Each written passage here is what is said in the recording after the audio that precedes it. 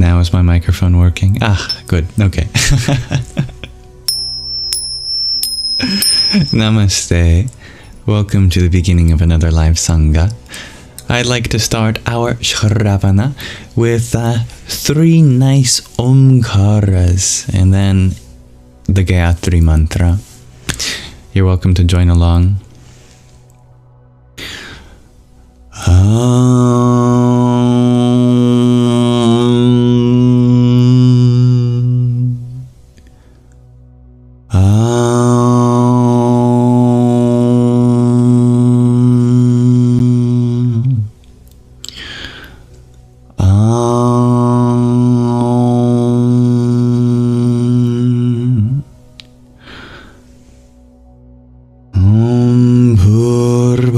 Swaha Tatsaviturvarenyam Bhargo Devasya Dhimahi Dhiyo Yonah Prachodayat.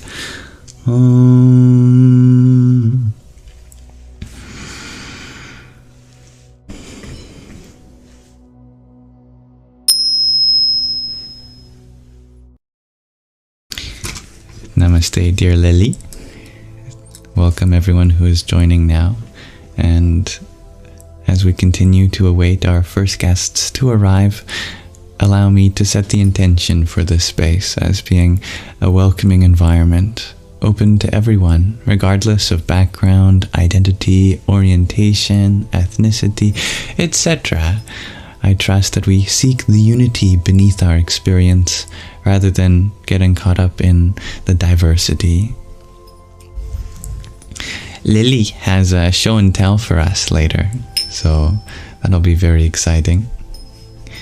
Dear Alexandra, you wonder whose birthday is it today? Today is the birthday of one of our frequent audience members named G to Infinity, or just G for short, and I look forward to being part of her birthday. Well, I assume she's usually here every day. If she's not here, that's quite alright too, considering that it's her birthday after all, and she's free to do with it what she likes. Anyway, namaste. Welcome, dear Miss Bliss. Happy to have you here too. I trust that all of you are as well as you can be in this moment, despite whatever circumstances you might be going through. Life is certainly no short of surprises, both positive and negative, and whatever you are feeling right now, I hope you feel validated. We do not get to choose the bulk of our experiences, and so your reaction to them is totally understandable. I hope you know that there is space here for you. Good day, dear Reframing Redemption. And thank you for your birthday wishes for dear G. I will certainly pass them on to her. Namaste, dear Anna. And thank you for your virtual hug, Reframing Redemption. May you be embraced by love and kindness always.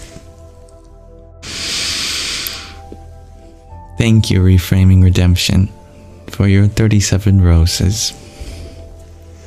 Incidentally, a favorite number of mine, as it's my birthday in binary, 100101.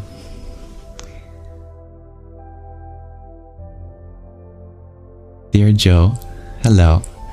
You had asked, what do I think about the connection between one's physical body and their soul? That connection is forged through the actions that it compels the body into taking. A body by itself cannot have any visible connection to a soul of any kind unless it is being acted through. You'll notice a body that is not acting at all, we call that a dead body. The soul is no longer acting through it, and we don't consider there to be a soul there. Of course, the universal soul pervades everything, but any kind of soul activity is no longer found there. So acting on behalf of having a soul, engaging from that source of potential to create change in our world, this is the connection we can make with it. Welcome, dear G to Infinity. I was just pointing out why we have a happy birthday wish above me today for you, for someone named G. That being you, happy birthday. I already wish you a happy birthday when the clock struck midnight for you on yesterday's Sangha, but still, I'm very grateful to be able to have a chance to do that again tonight. And I trust that your day is filled with lots of love and blessings. And if there be lessons too, challenging or otherwise, those are certainly invited.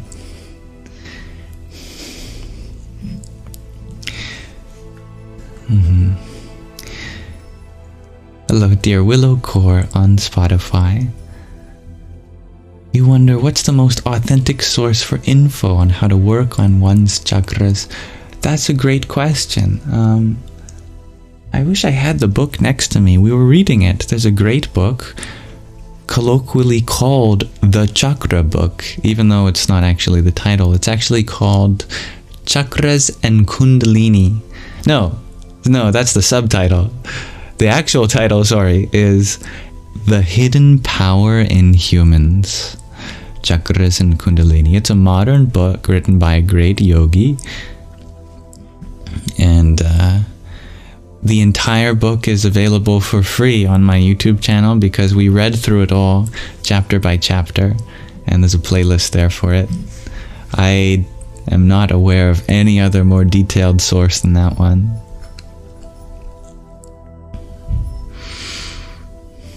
Dear Z, you ask, is the spirit realm layered over our physical realm? We just don't perceive it? Yes, absolutely.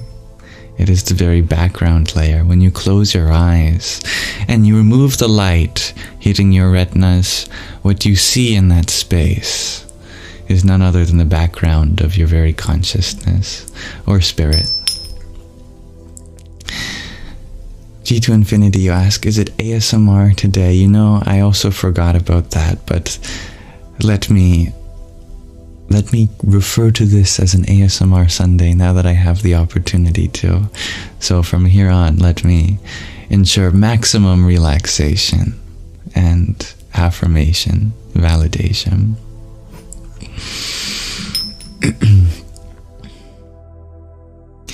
BT, you had asked, do I believe in anentheism or pantheism or something else?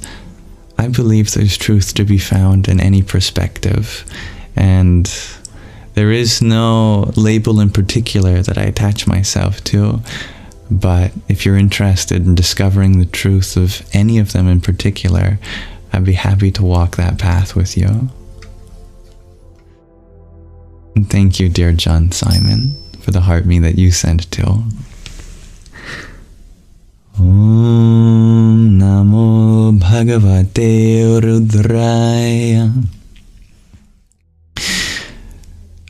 Now, I would like to dedicate the middle third of our Sangha, which we're not quite at yet, to diving deep into some questions and answers. So know that my entire attention will be given to you then. In the meantime, in our introduction, I'd like to continue with our Shravana, hearing from a new source of experience. And I'd like to start that off with a show and tell section. Today for show and tell, I have a very nice, wholesome one. It's Lily's handcrafted gemstone jewelry. Lily is one of our Sangis, and if anyone else wants to share something of their own, do check out the show and tell application form in the link tree in my bio. Let's see what you had written about this, dear Lily. You had shared for us that making gemstone jewelry is very special to me. I love wearing and using gemstones in my everyday life, so it has a big place in my heart, and I'd be honored to share it with everyone. I'm not one to self-promote, but if anyone is interested in seeing more, my TikTok handle is Ravens, RAVENS.IEYE.artisan, ARTIZAN. And the last two photos, which we'll be sharing, I made for meditation and spiritual protection. Much love to Yam and this beautiful community, aka the Yam fam.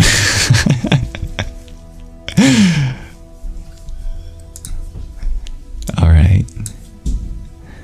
Here, I'll bring it up on screen.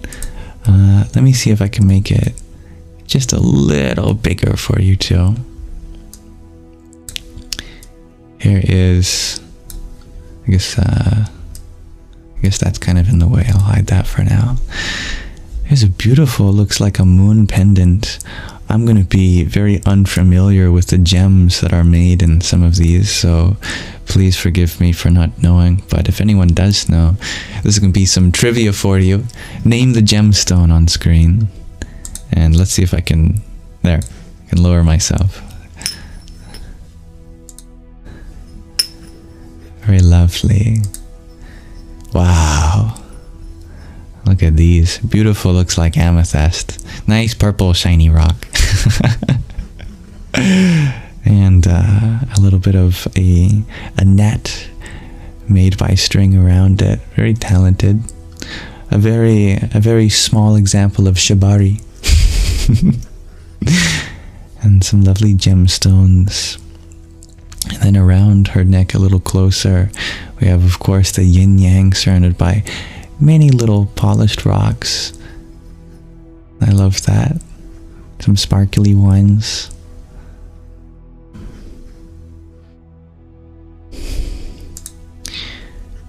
Aha! Got some turtles. This one's very aquatic themed and such lovely, I don't know what you call it, but the work you do with the string or twine or whatever material is used to bind all of the beads together. There's such an art form with that too. I love that. And here's the mala. How lovely, looks like a kind of wood. I recognize that kind of wood. I forget what type it is though. And some nice purple beads too. Purple glass beads, not sure if they're amethyst or not, you can tell me. As I said, I'm unfamiliar with all of my precious and semi-precious stones. Another picture of it hanging to a beautiful, looks like log cabin in the background with a tapestry. Oh, what a cozy place that is. I like this. Awesome. Very cool, Lily. I'm happy to hear that you have such a passion for this, and clearly you've invested a lot of time into this art, and it goes a long way. One more pass through these beautiful pieces of handmade jewelry.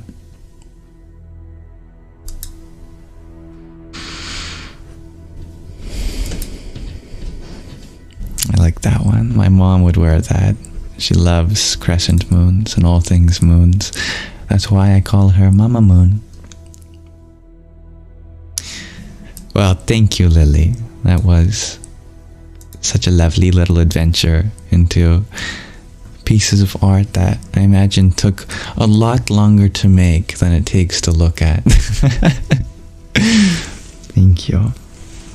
And yes, as you mentioned, you do have a TikTok handle where you make those, and I'll repeat it again. It's Ravens, RAVENS.IEYE.artisan, ARTIZAN. Thank you for sharing something so special to you. I'm always impressed by how much wonderful creative ability exists in our Sangha, and I hope you continue to make many things that express all of the imagination you have in your heart. Namaste.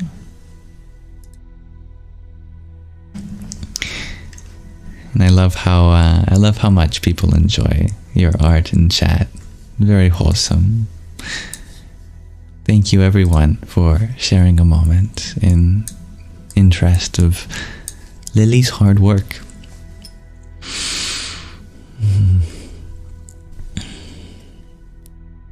Thank you everyone.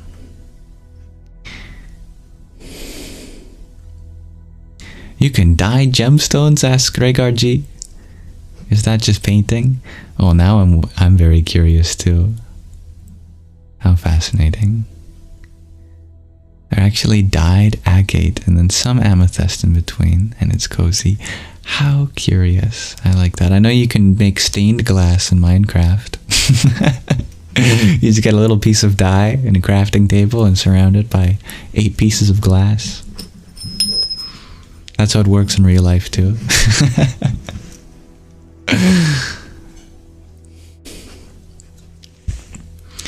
Anyone else who ever wants to share something, do check out the show and tell form in the link tree in my bio. I'd be more than honored to use a part of this space to showcase something important to you. Because I want this to be really our Sangha, not my Sangha, not anyone in particular, but our space to express ourselves. Thank you, Moonflower Magic, for the heart me you sent to.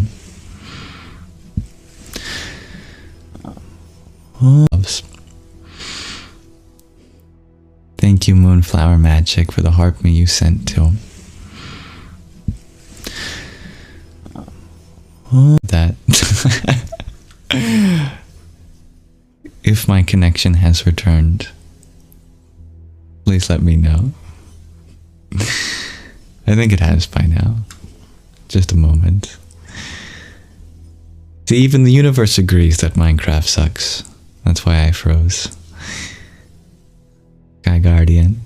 I remember you telling me you got in trouble when you were in school for saying that. I have a feeling, was this because you were never included in the Minecraft servers that people would play together? What if I said that I wanted to play Minecraft with you? Then would you say that Minecraft sucks?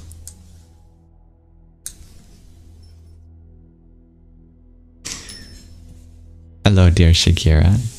And hello everyone that joined while we were showcasing Lily's art.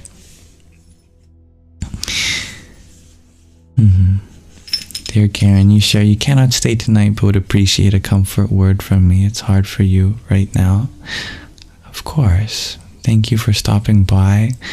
Whatever it is that you're going through, it's okay for that to take priority always. And know that the challenges in life come your way not to try to defeat you, but secretly with the intention to bring out the most powerful version of yourself, the most loving, the most capable, the most patient.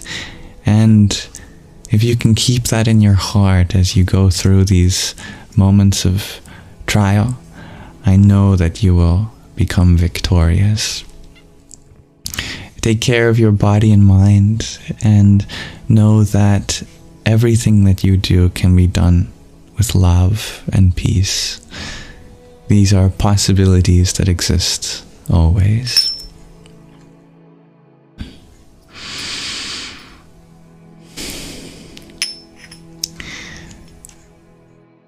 Meanwhile, I'm happy to hear so many people appreciate Minecraft as much as I do. Much love to you, dear Karen. Dare tu re soha. That's the green Tara mantra, meant to invoke protection and healing.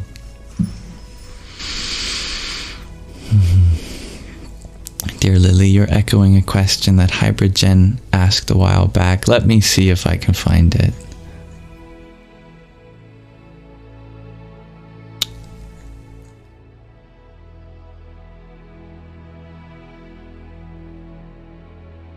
am I on a flood-free zone? Because you've been thinking about me over there.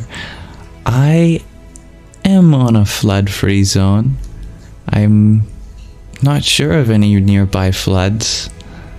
So, this is news to me. But thank you for considering me. It's very kind of you and thoughtful. Yes, I believe I am safe from any floods.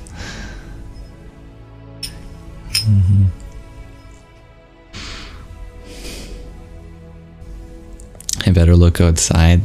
I'm not worried. I live on a big hill. And if I wanted to go near to the ocean, I have to really go down this steep hill for a while. And it's a really fun hill to go down if you're on a scooter or anything. But yeah, I'm not aware of any tsunami or any rising waters. It's not raining, anything like that. I'm on a pretty high elevation as far as it can be on an island. So don't worry. It's not on the island. Oh, well, I'm definitely safe then.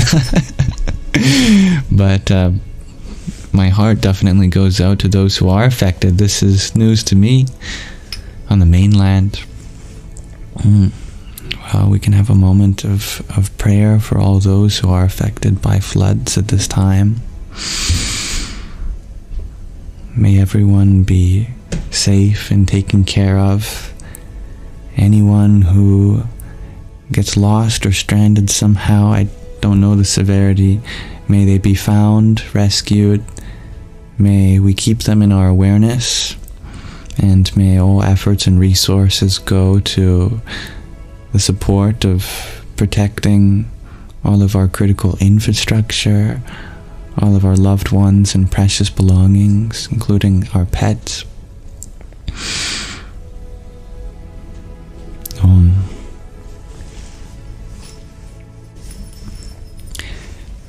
Thank you, Avant-Garde, for the Heart Me and Team bracelet that you sent. Om Kring Kali Kai Namaha. And Brihef, thank you for your Heart Me. Om Ganga Napataye Namaha. Dear Anna, thank you for your pumpkin too. Radhe Radhe.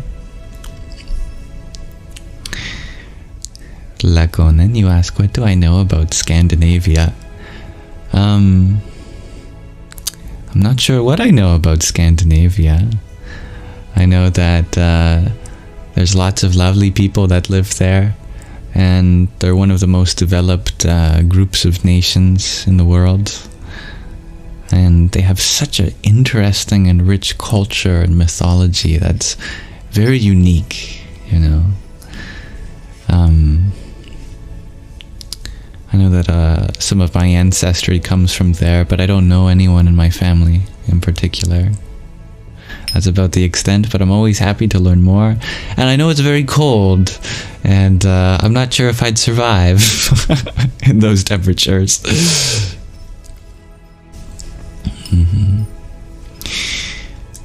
Dear Azares, you loved that Rudra mantra last night. Oh, I'm so happy you continued chanting after live. I love to hear that. That makes me so happy to hear. And what a wonderful mantra that is.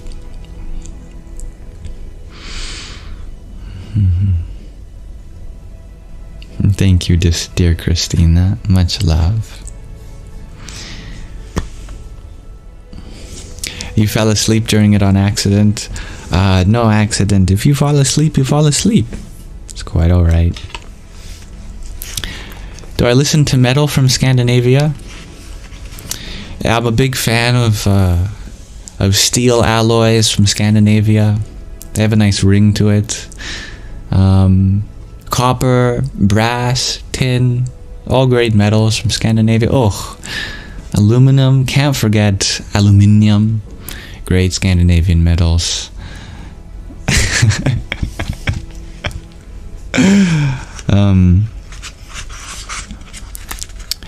I do not, but if it makes you happy, that makes me happy to hear. Always good to have some form of expression in which you feel a kind of release. And metal is definitely a form of release.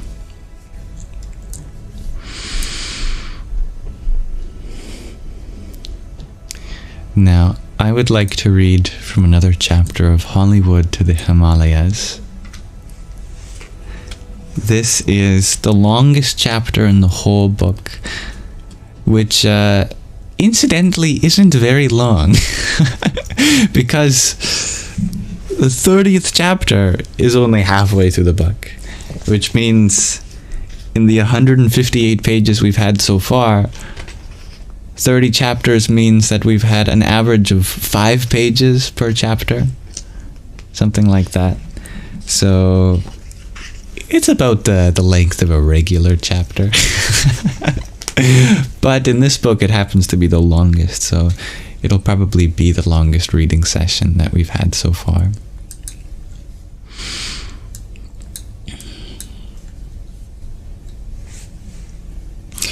May this reading simultaneously relax you and awaken you. Okay, everybody lock in. Lessons of a Tibetan Pilgrimage. This is chapter 30. In June 1998, we were in Kathmandu, heading to the sacred Mount Kailash, a 22,000-foot peak towering above the high Tibetan plateau. Mount Kailash is said to be the home of Lord Shiva and his divine consort Parvati. Circumambulating the mountain by foot, a treacherous 32-mile journey usually takes 3 days, but we did it in 2. It's a pilgrimage that adherents of Hindu, Buddhist, and Bon Po traditions believe absolves the participant of lifetimes of karma.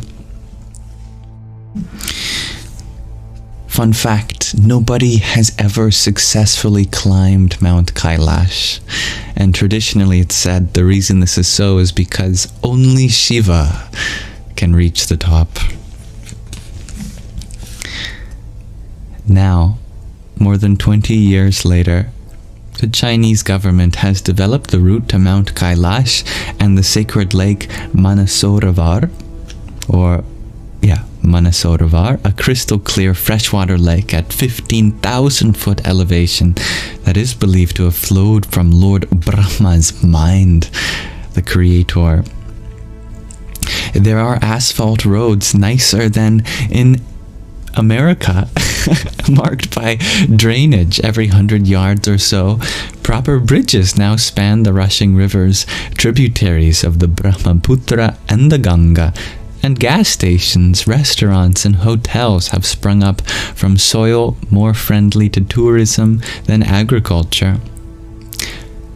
But in 1998, when we were there were no bridges or roads, or places to buy gasoline or bottled water. We arrived at Lake Mansarovar from Nepal in a caravan of Range Rovers, plowing across the barren, roadless road. I was lucky to enter Kathmandu at all, as my passport and I had arrived separately. In order to travel to Mount Kailash and Lake Mansarovar, one had to be part of a tour group and obtain a group visa to Tibet.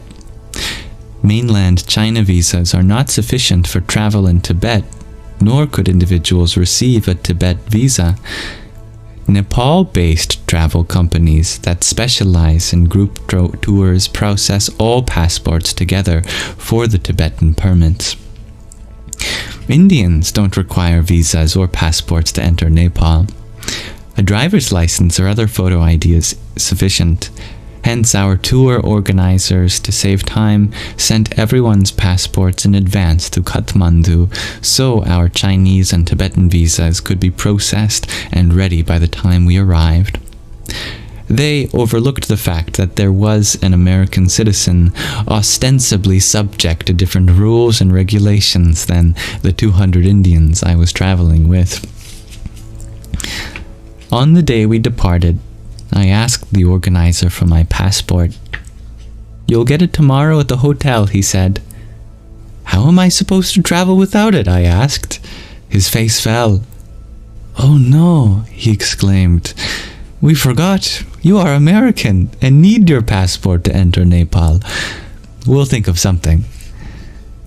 That something was to have me go through the Nepali immigration queue in a thickly packed group of Indians who merely waved driver's license and voter IDs in the faces of disinterested immigration officials. Whether 100 IDs were shown for 100 people or not, no one noticed. A group passed through. Some IDs were held in the air. No one even looked at me. The thrill of committing an international felony, surrounded and protected by my new family, was exhilarating. Oh, I love this. We're going to go on a pilgrimage to Tibet with our dear author, to Mount Kailash. This is like a school trip with our Sangha. 2 days later, we left Kathmandu at sunrise, led by 3 masters. My guru, Pujya Swamiji; another, Pujya Swamiji Guru Sharandanand Maharaj, a revered and renowned saint from Mathura, the birthplace of Lord Krishna; and Pujya Sant Shri Ramesh Bhai Oza, also known as Pujya Bhaishuri, a world-famous Kathakar, one who delivers, over a period of 7 or 9 days, a devotional rendition of the holy epics of Hinduism, the Srimad Bhagavatam, the Mahabharata, or the Ramayana. Can you imagine a story so long it takes 10 days to recite? In their company, we were a village of more than 50 Range Rovers, 4 trucks filled with tents, food and water, and 2 tankers of gasoline, as there would be no place for more than 300 miles to refuel. We traveled through the lush Himalayas to Kathmandu to Nyalam, at the border of Nepal and Tibet. Then from Nyalam to Saga, a Chinese military town where photography of any sort was prohibited. In Nyalam, rows of holes in the ground served as toilets. There were neither walls nor doors separating one from the other. Pujya Swamiji joked about toilet conferencing. In Saga, we slept in the deserted rooms of a military compound on the hard, cold cement floor, fitting together like pieces of a jigsaw puzzle beneath 2 raised cots given to Pujya Swamiji and Pujya Bhaishuri. Icy winds blew in all night through shattered glass windows, and wearing all of the clothes we'd packed, we huddled into our sleeping bags. On our second evening in Saga, I went into the room of Swami Guru Sharananandji's Maharaj, with whom I'd fallen completely in love.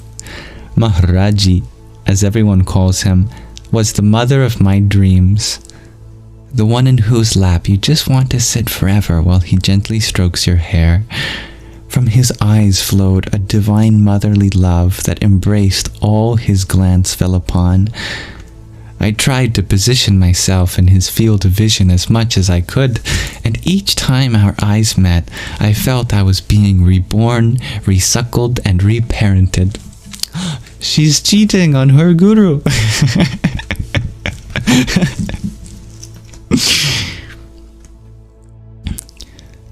Ao beta. Come, child, Maharaji said as I entered. He sat on his cot, propped up with pillows carried from India, with a cup of hot soup in his hands. His disciples had found some cardboard and newspaper to cover the holes in his glass windows, so only sunlight streamed in and onto the long white beard flowing from his chin to the middle of his chest. I sat on the cement floor near the bed and laid my head on his soft blanket. He gently and rhythmically patted the side of my face as though I were an infant he was putting to sleep. After a few minutes he spoke. "Beta," he said as I lifted my head, "how much soup is too much soup?" I wasn't sure if I heard him properly, as I was still swimming in the effects of his touch. "Ji Maharaji?" "Yes, Maharaji," I asked. I said, "How much soup is too much soup?" I had no answer, and wasn't even sure I had understood the question. There was, of course, no such thing as too much soup. And I hope many of you are filled with soup. "Beta, I have had 3 cups of soup. Do you think that is too much, or do you think I might be able to have another cup of soup?" Suddenly I realized that in the midst of pouring forth divine love, he was asking me a logistic and pragmatic question to which he actually wanted an answer. "Maharaji, I think you can have as much soup as you want," I cooed in response. Truly, what was a bit of extra soup in the presence of an ocean of love? "Okay," he said matter-of-factly, "then tell him to give me another cup. If, of course, you think it is not too much." It was years before I fully realized the depth of what had happened in that room. It wasn't a Zen-like koan about soup that needed deciphering. Rather, it was a realistic question about the physical body, asked by one who lives not in the body, but in the soul. It was the equivalent of me asking a gas station attendant, "Is there a difference between the 87, 90, and 92 octane grades? Isn't the 87 just as good and cheaper?" Maharaji, in complete identification with the soul, the divine self was actually asking me about the working of this vehicle. How much soup is too much soup? What is the right grade of gas?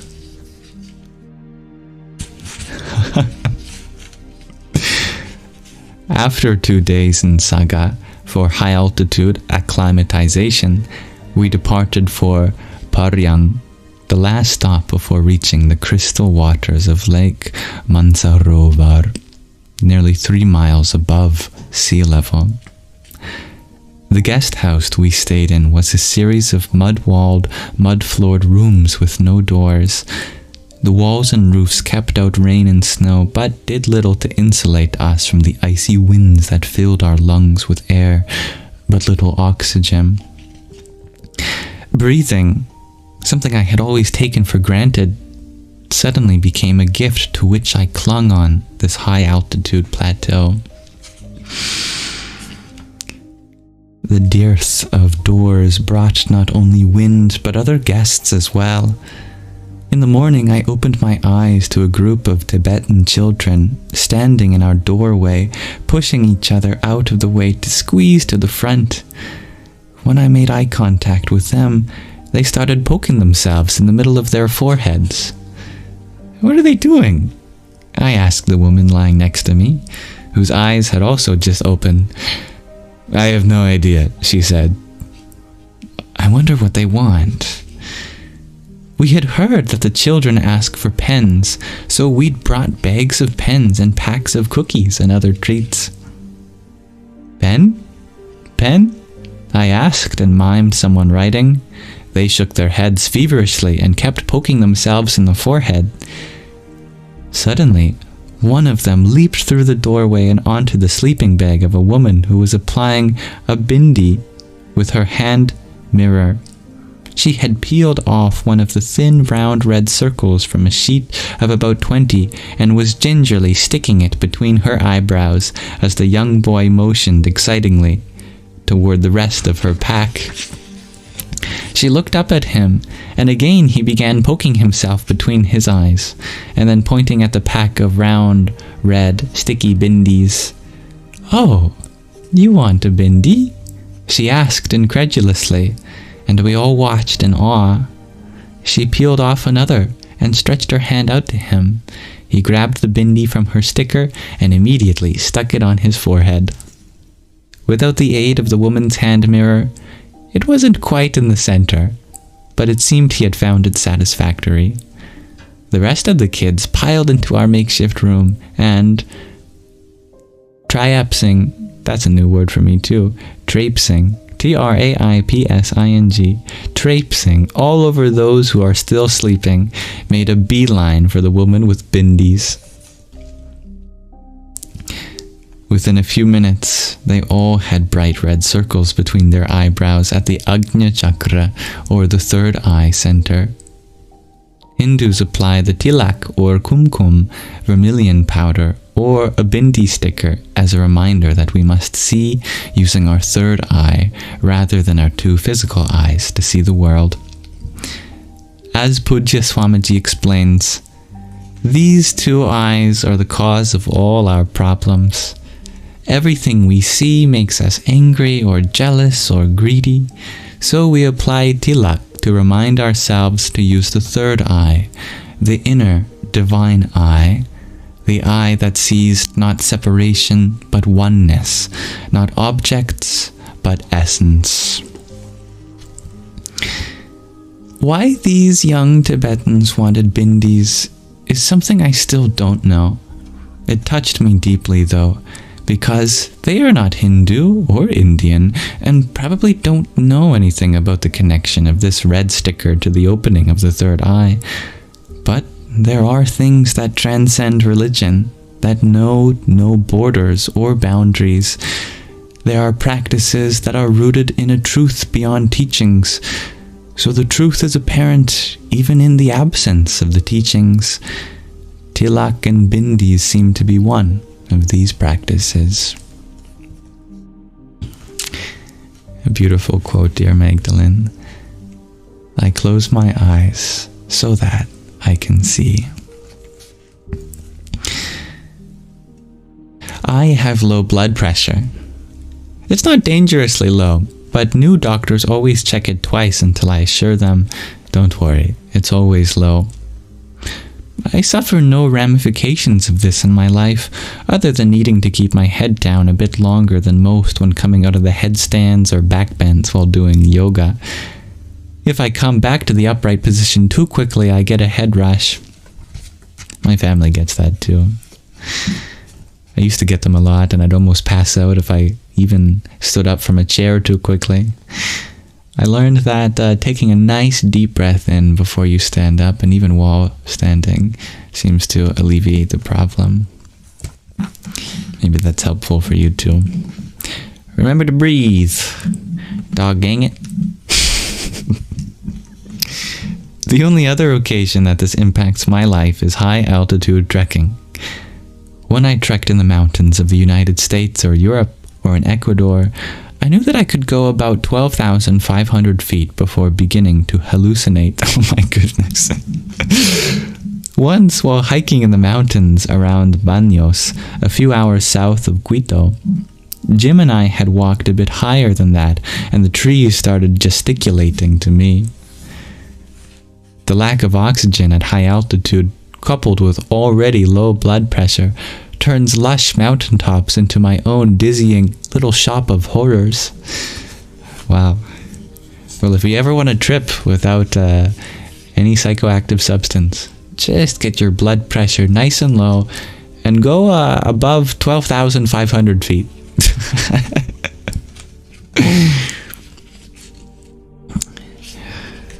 My lawyer would like to remind you all that that's a joke. I'm just kidding, I don't have a lawyer. Lake Mansarovar sits at more than 15,000 feet. The trek around Mount Kailash begins at Ashtaput, crosses through Dirapuk at around 17,000 feet and finally crosses the Dolma Lab Pass at nearly 20,000 feet before descending to Zutulpuk and finally back to Darchain. I had told Pujya Swamiji in advance that I likely would not be able to make it all the way due to the altitude. No problem, he said. We'll send the vehicle back with you, and you can wait in Kathmandu or return to India. Just come for as long as you feel comfortable, and the moment you don't feel well, let me know. That moment never came.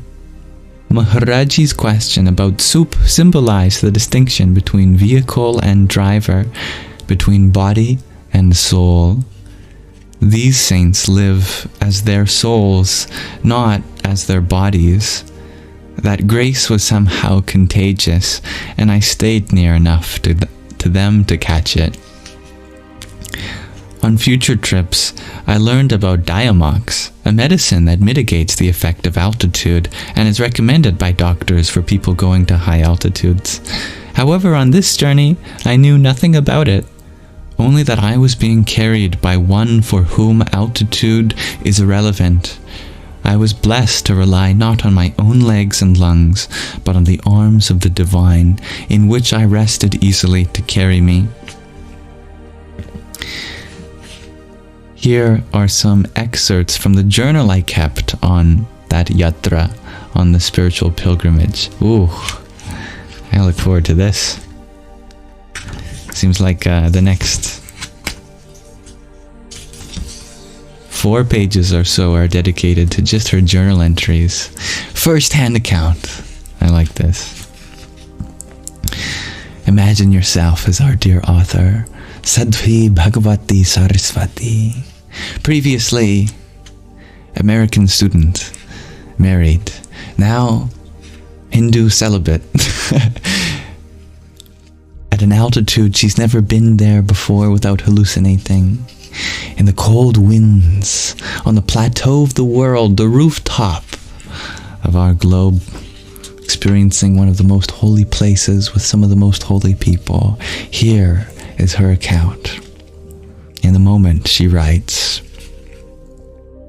"Here on Yatra, looking out over the incredible mountains, stretching out as far as you can see or imagine, reducing you, your van, your entire life into nothing more than a grain of sand, blowing by the side of the road, the mind, eyes, ears, and senses just to dissolve into thin air, burning 1 minute and freezing the next.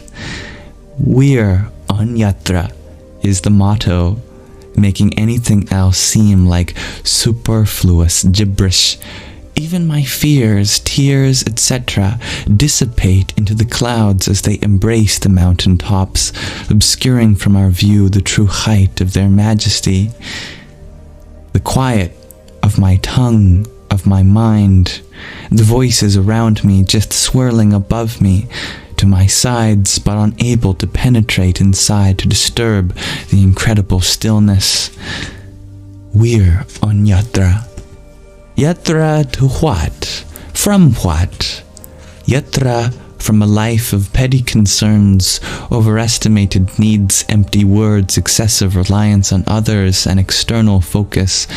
Yatra to a mountain that will make us realize the simultaneous nothingness and everythingness of our beings.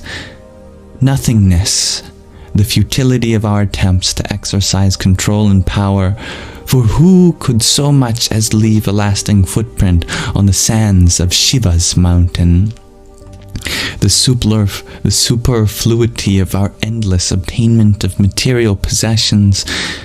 Who could carry a mountain to Lord Shiva's feet? We can barely carry our bodies. The irrelevance of the concerns that saturate our daily life. Now it is simply a matter of food, water, sufficient oxygen, and a prayer against rain. Yet, with this ego annihilating nothingness, There is a simultaneous ecstatic realization of our oneness with the sands of which the mountain is made, of our inextricable link to the glorious height of the mountain.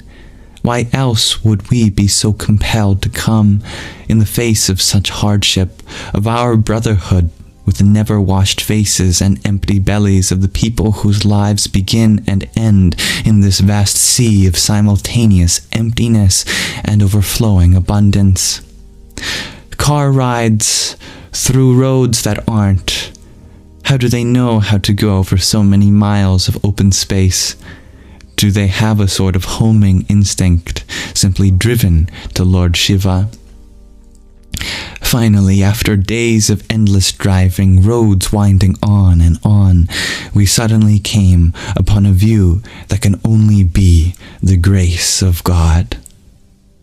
The sand and tumbleweed landscape suddenly give way to a lake of majestic proportion, crystal clear, tinged with purple and blue hues as the evening sun casts its last rays upon the waters. The lake seems a mirage, a vast pool of lush beauty in this arid land, a gift sent from heaven as we get closer to the abode of God. We are, at the moment, at the peak of a high hill, almost a gentle cliff of sorts.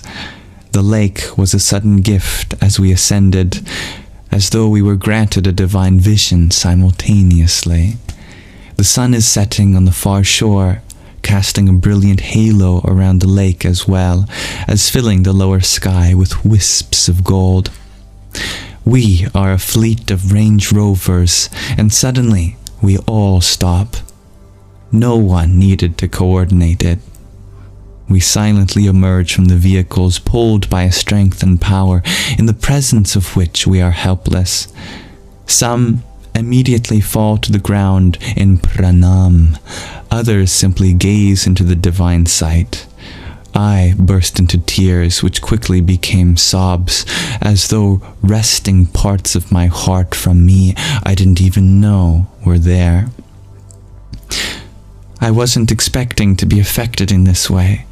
A beautiful lake, beautiful mountains, invigorating hiking, the joy of being on Mother Earth's territory. That was my expectation. Yet here I am, brought to my knees as I shake with emotion in front of a God I am not supposed to worship. The power of the experience eclipsed any last hold that the teachings from Sunday school and synagogue against the magnificent and the manifest presence of God may have had on me. I fall in pranam, prostrations, at Swamiji, my guru's feet, my tears unstoppable.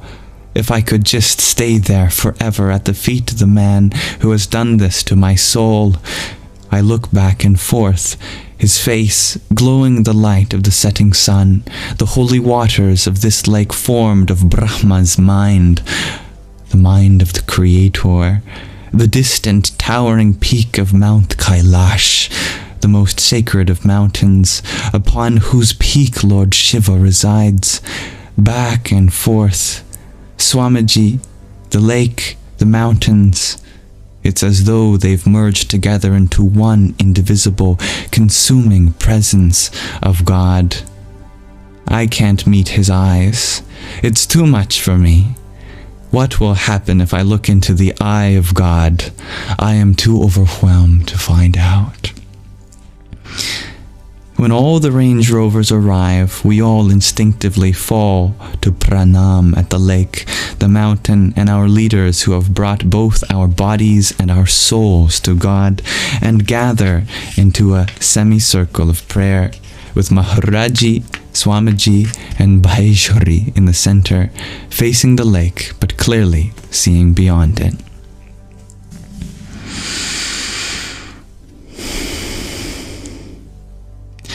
A true yatra, a true pilgrimage, a true journey to God.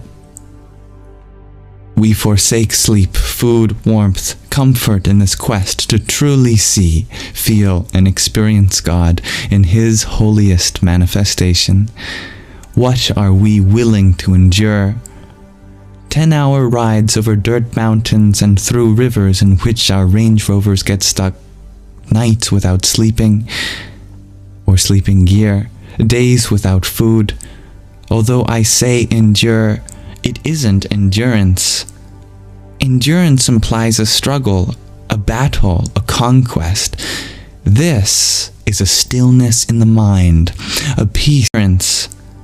Endurance implies a struggle, a battle, a conquest. This is a stillness in the mind, a peace. Endurance implies a struggle, a battle, a conquest.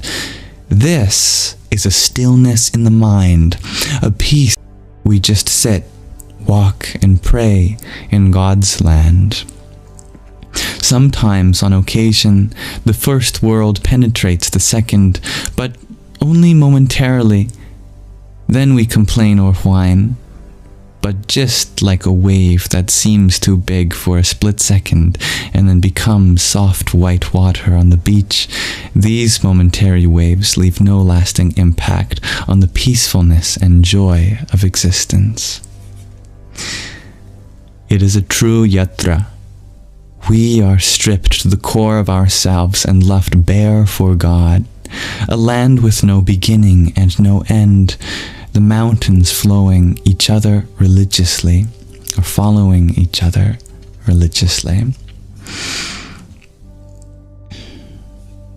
This part of my journal describes our trek around Mount Kailash. A day that has lasted close to 14 hours. 14 straight hours of trekking under Shiva's protecting glance, clothes that come off and go on as the weather randomly and radically changes, from scorching summer heat to bone-chilling winter winds. Then a trek up to 22,000 feet, the highest pass, following 2 other high passes today. We go a few feet, stop, drink water. We offer each other food no one wants. We sit in silence.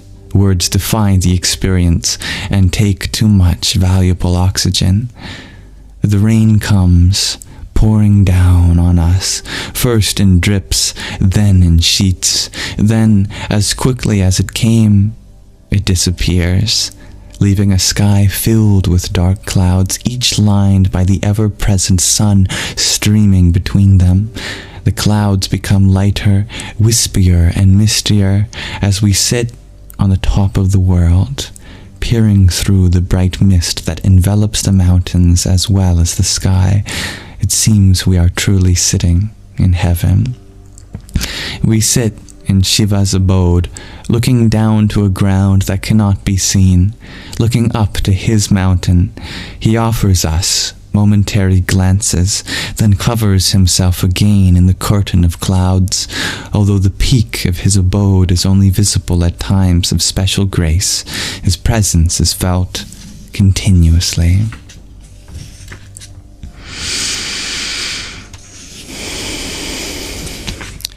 I believe that's the end of her journaling. We still have some pages left to go on our pilgrimage through our longest chapter yet.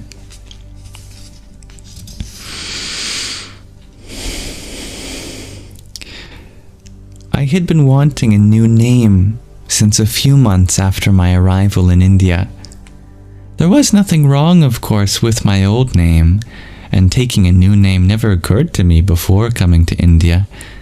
But once I had the inner transformation, it seemed to require a new name. I wasn't the same person who had arrived in India. I needed a new name to mark the new experience. A woman living at Paramarth nicknamed me Radha, after the sincerest, closest devotee of Lord Krishna. Other devotees named me Priya, the sweet, loved one. I was temporarily named Shakti, divine power, a name I chose because it was one of the only Sanskrit words I knew that was related to women, and because the idea of being the embodiment of power, sometimes gentle and sometimes fierce, appealed to me. That's not a name, Pujya Swamiji told me. No one is named Shakti. You can be Shanti, which is peace. But I didn't want to be peace. I wanted to be power. So depending on who I was speaking to, I was either Radha or Priya or Shakti. The first time I met Swami Guru Sharananandji Maharaj was in fall of 1996 on the pilgrimage through the sacred area of Vraj. The evening after we had completed the 13-mile walk around Govardhan Hill, I bowed in pranam at his feet as he walked out of the room. Pranam Bhagavati, he said as he walked by with his hand outstretched in blessing. I had no idea what Bhagavati meant, but in that moment it was the most beautiful word I'd ever heard. I filed that moment away in a corner of my mind and heart. Now, as our caravan of Range Rovers parked on the ridge overlooking Lake Mansarovar, I told my Guru, Pujya Swamiji, I wanted a new name. Not just a nickname, or a name chosen by random devotees, or a name I had picked because I thought it was cool. I wanted a real name that I could wrap around me as the cloth of my new being. So he spoke with Maharaji and Bhaishri and decided that the three of them would give me the name together. They gave me a few options to choose from, nice names, but none of them felt exactly right. In that moment, the experience with Maharaji opened up in the corner of my mind and heart. Maharaji, I said, when I first met you, you called me Bhagavati. What does that mean? Is that a name? He smiled. Ah, yes, Bhagavati. Pujya Swamiji. I forgot the S. Pujya Swamiji explained, it means the Divine One. Do you like that name? If you like it, it is perfect. Yes, Maharaji spoke again from a deep meditative state. Yes, Bhagavati. So, with our gaze filled by the lake that sprung from Brahma's mind, with the mountain home of Lord Shiva and Goddess Parvati towering over us in the thin air of the Tibetan plateau, I was given the name Bhagavati. I wore it as a shawl draped around me, a new cloth in which I could be cocooned, wrapped and protected while my former self liquefied and reformed. For me, it was not just a name, it was an official solidifying of a change that was taking place internally. I was no longer the name of my childhood. My identity was no longer the one given by my mother and Mani. It was the one given here in the home of Lord Shiva by the three saints. I had been through a name change before.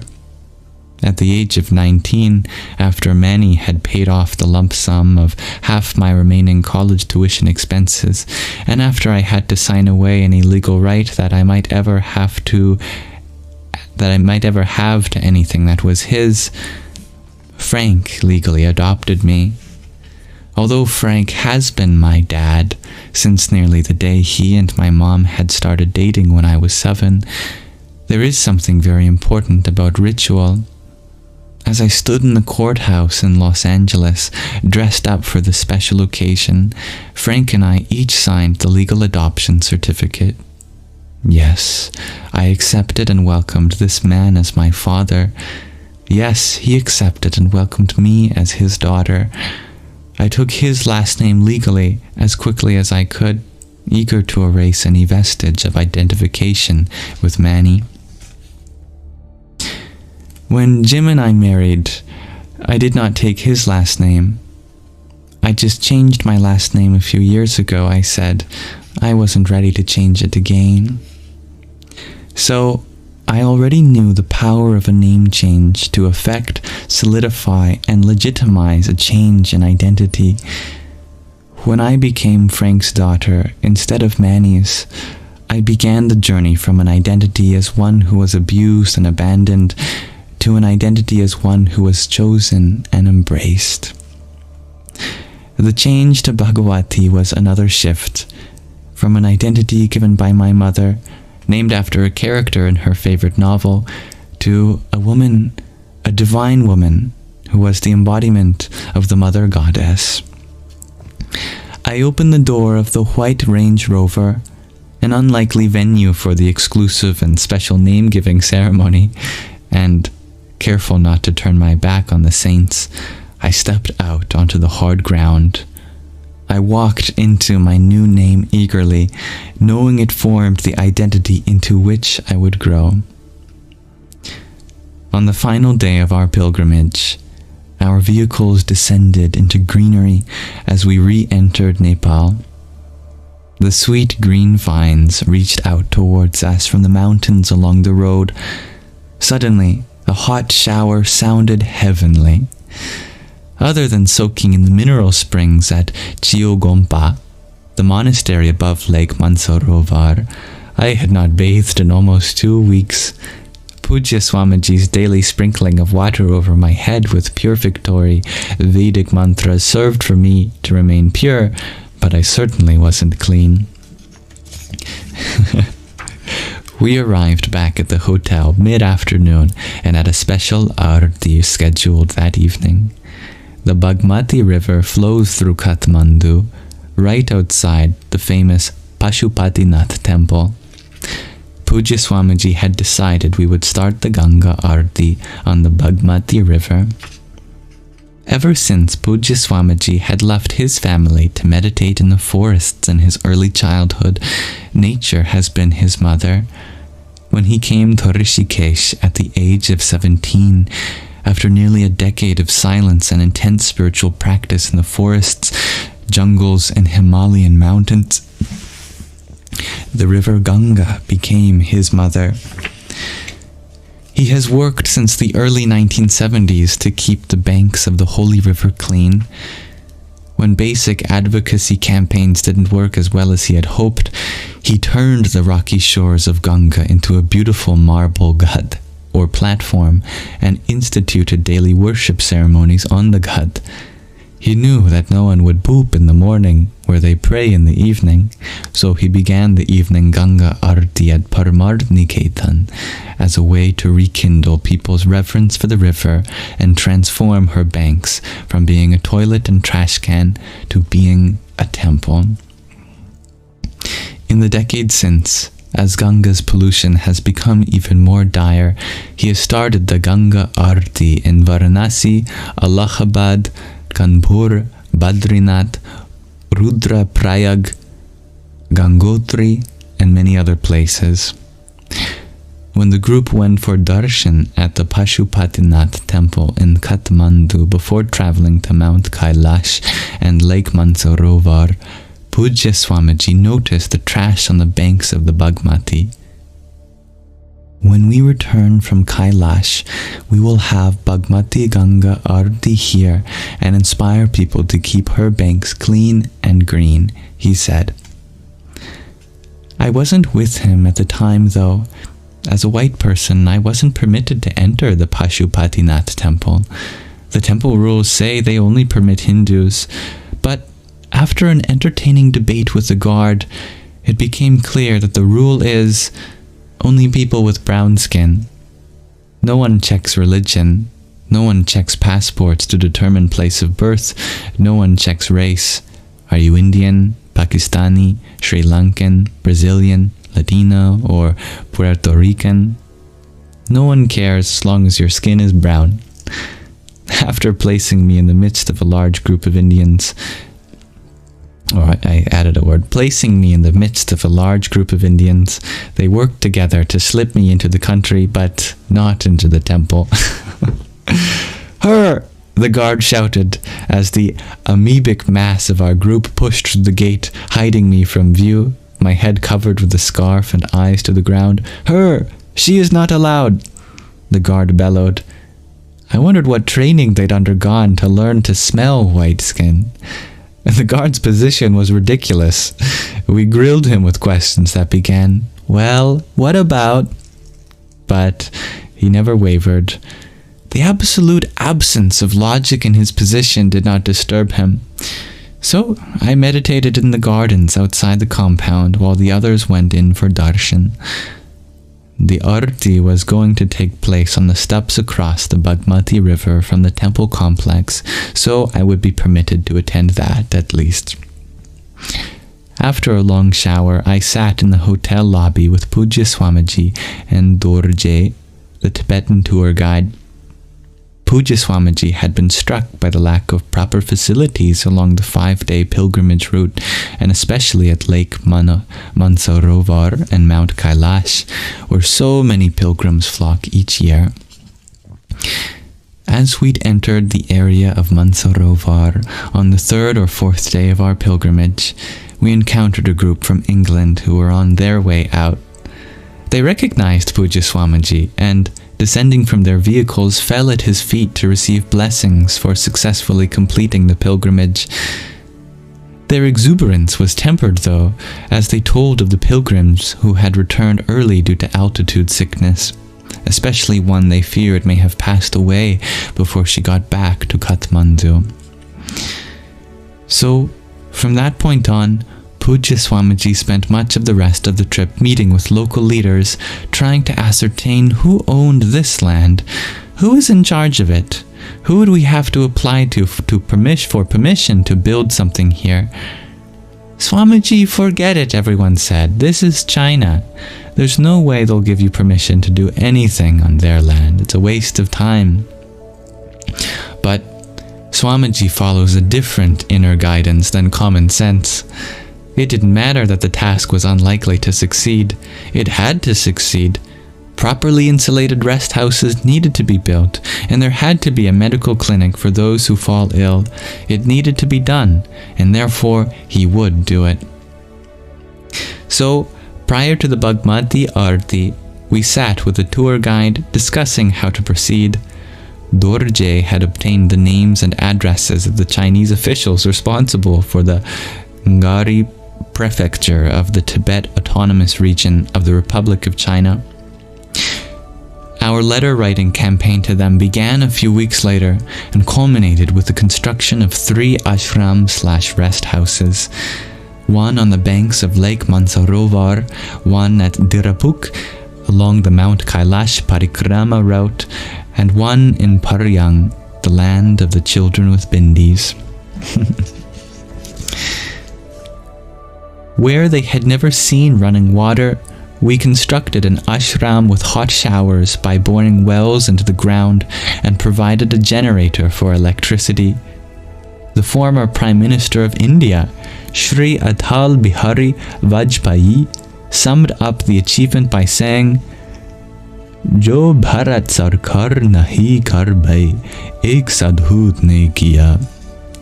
What the Indian government could not do, a sadhu has accomplished, which means monk. That evening, after sitting with Dorje to plan our campaign to petition the Chinese government for land to construct a rest house, we left for the Bagmati Arati.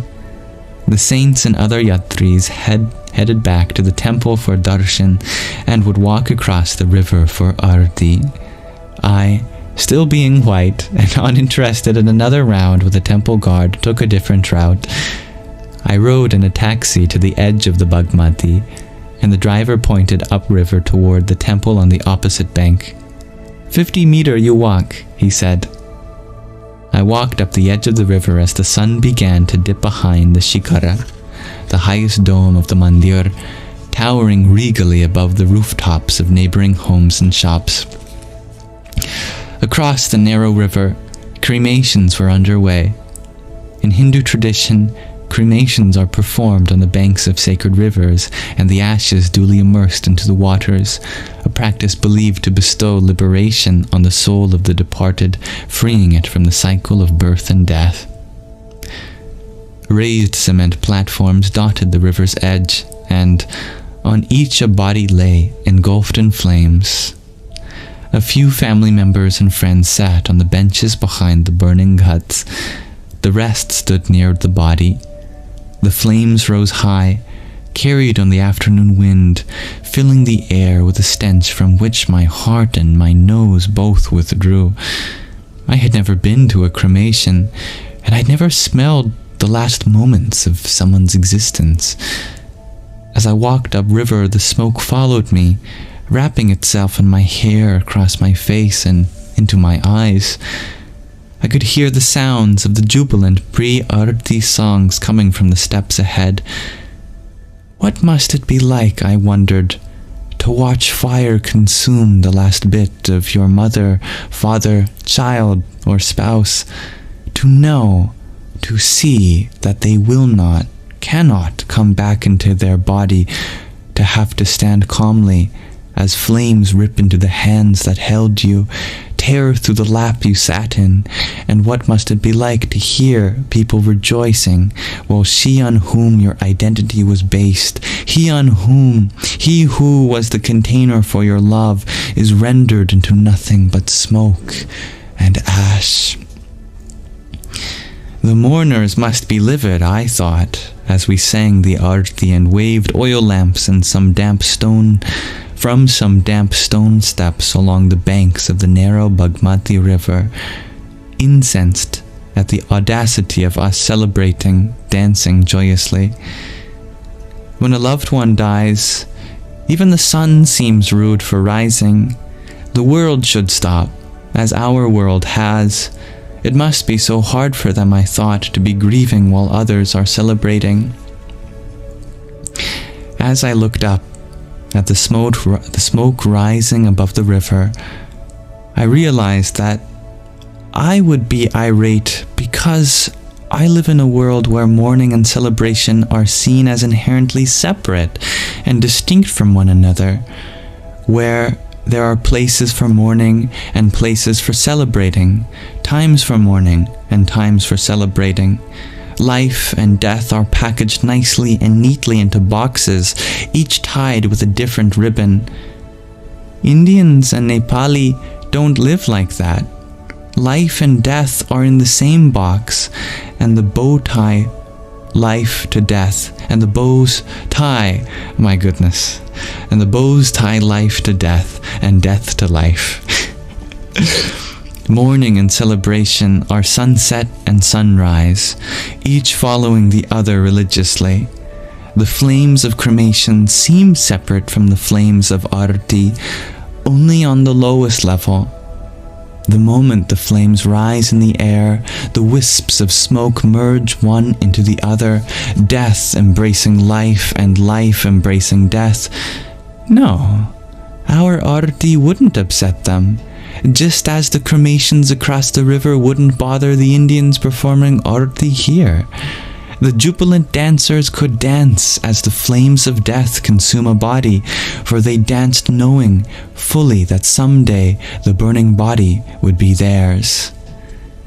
By the time our Arati finished and we walked down the steps to the banks of the river to perform the achamana, the drinking of holy water, the pyre directly across from us had mostly burned down, the crackling logs reminding me of bonfires at summer camp, the flames of the pyre subsiding. The family sat on the steps leading into the water, near where their loved ones continued to burn.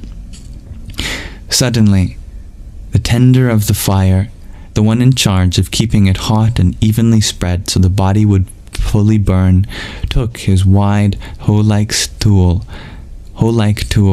and started to push the red logs and unburned bones into the river. They sizzled as they made contact with the cool water.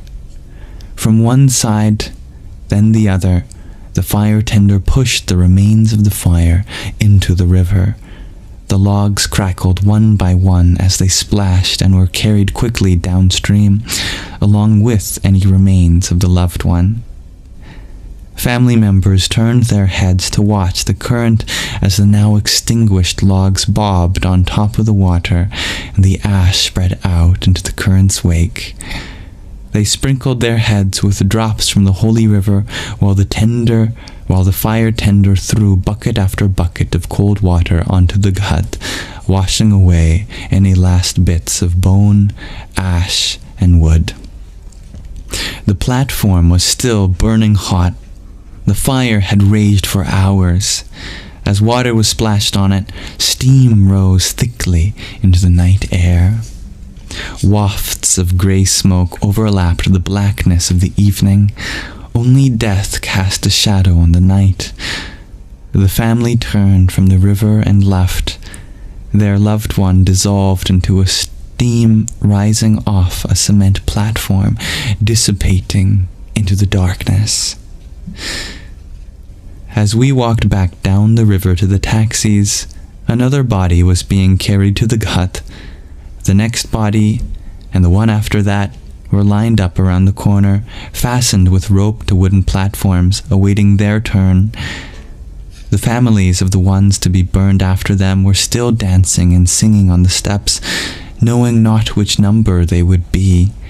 This intermingling of life and death, the palpable impermanence of our existence seamlessly woven into day-to-day life, the ability to dance and celebrate while knowing that someday it will be your body burning on the pyre, the undeniable presence of a truth from which we cannot escape, nor did they even feel an urge to escape, was so different from the way I'd been raised and had always felt about death. The impact of this night has continued to ripple through my awareness since then.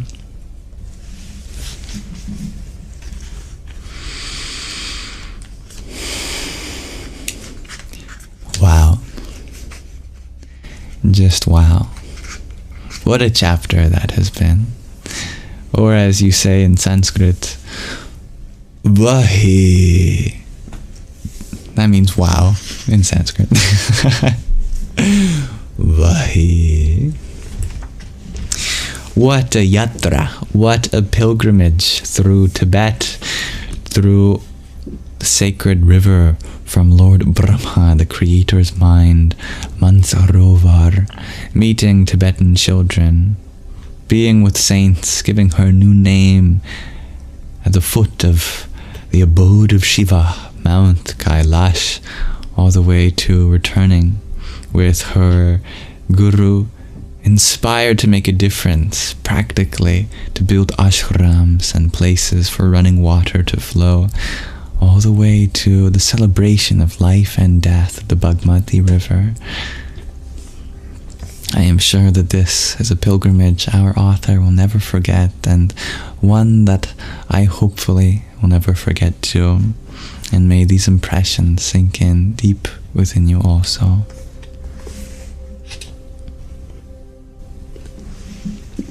That is the longest chapter in our book. Every chapter we read next will be shorter.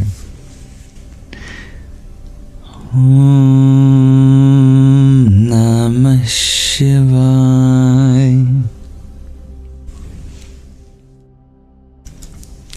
Thank you for listening.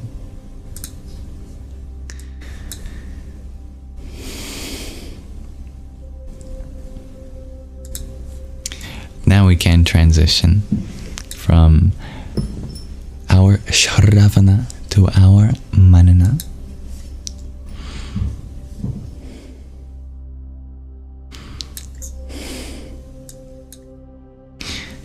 Thank you, dear Shakira, for the heart me that you sent. Radhe, Radhe. And dear July Moonchild, thank you for your 6-month subscription whilst we read. I hope during the next 6 months to continue to be dedicated to each of our happinesses, or our shared happiness, and vow myself to deepen my connection every day to the divinity that exists within you.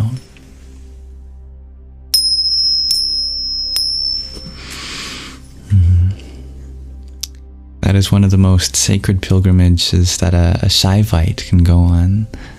A devotee of Shiva, the form of the divine dedicated to creating peace within you through the destruction of one's sins, one's karmas.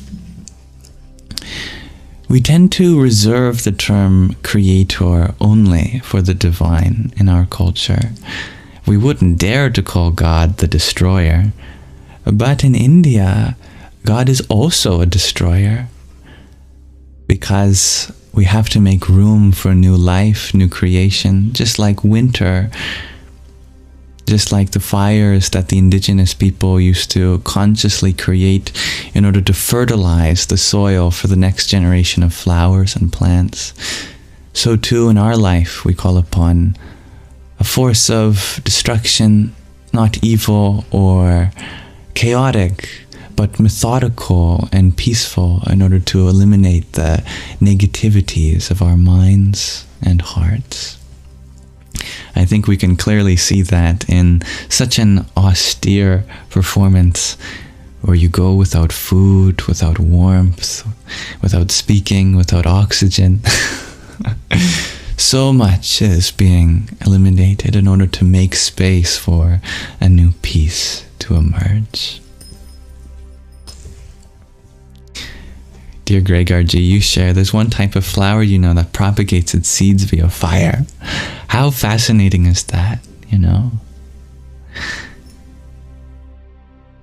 Typically, a forest fire is a bad thing, but under the right circumstances, it can actually be part of a natural process that, as you said, releases seed pods and also makes room for new bushes and shrubbery. And the ash is a great fertilizer for all of that to come.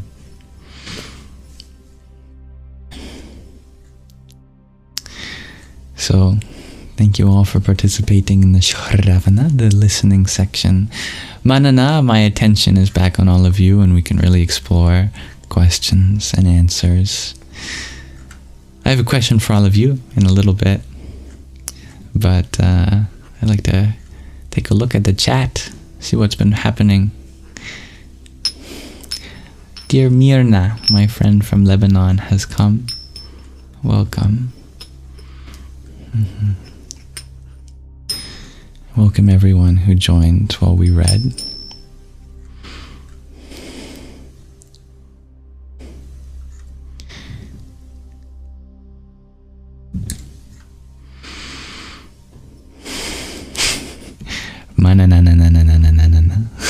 Cheers, Greg RG. What's that Sesame Street song? I forget. Sung by Beaker, I think. Or from the Muppets, not Sesame Street, from the Muppets. Welcome, dear fancy pretty monkey. All our wisdom is shared, found within.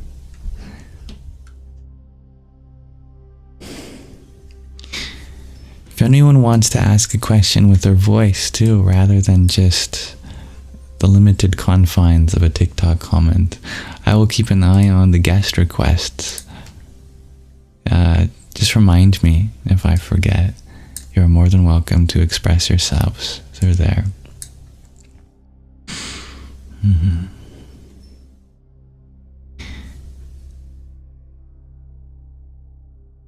Now, I have a question for all of you. Today my question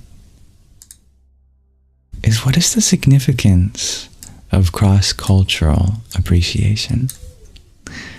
In our book so far, we have heard about a few different cultures, different strands of the Hindu diaspora.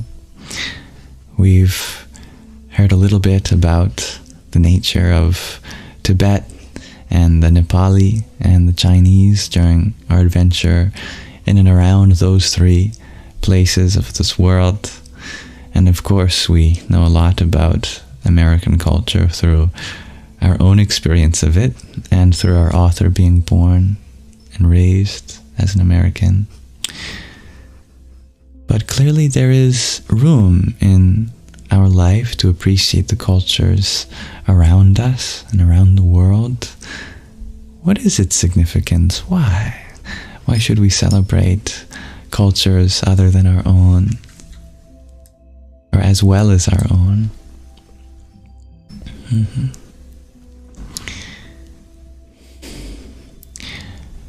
I am wondering from you. Lakonen, you love to be a live guest, but it's too scary. Well, I promise that you're allowed to be awkward. You're allowed to accidentally talk when I'm talking, as I certainly accidentally talk when some of our guests have been talking. Feel free to be a goofball, as I am.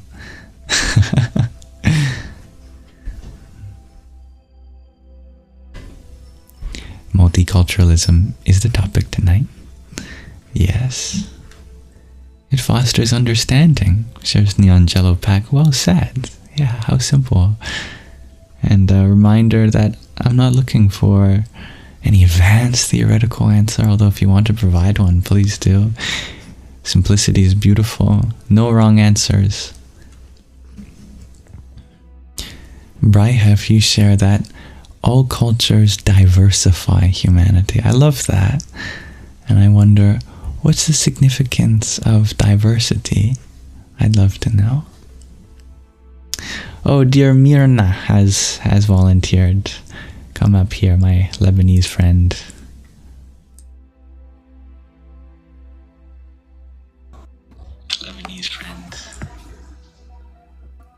Hello, good morning, everybody. Hello. Thank you for coming up again. Yeah, how are you, Yam? Yes, I thought I'd be quiet and let somebody else offer to go live, but since few minutes passed by and nobody offered, I jumped in.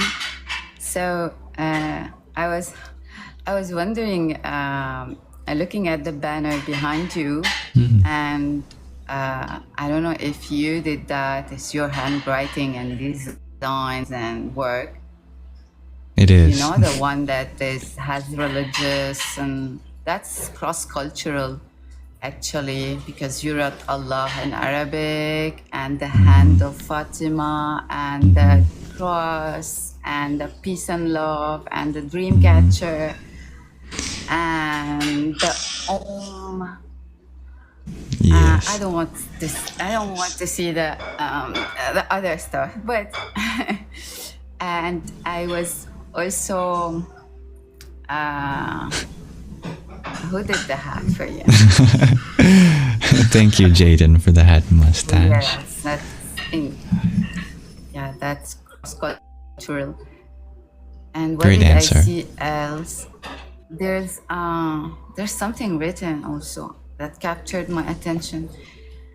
Anyway, yes, and you mentioned something about indigenous American, and that you are American, and yes, I would love to learn, if I have the time, the way they dance to the water, to the sun and the water, to celebrate nature and earth.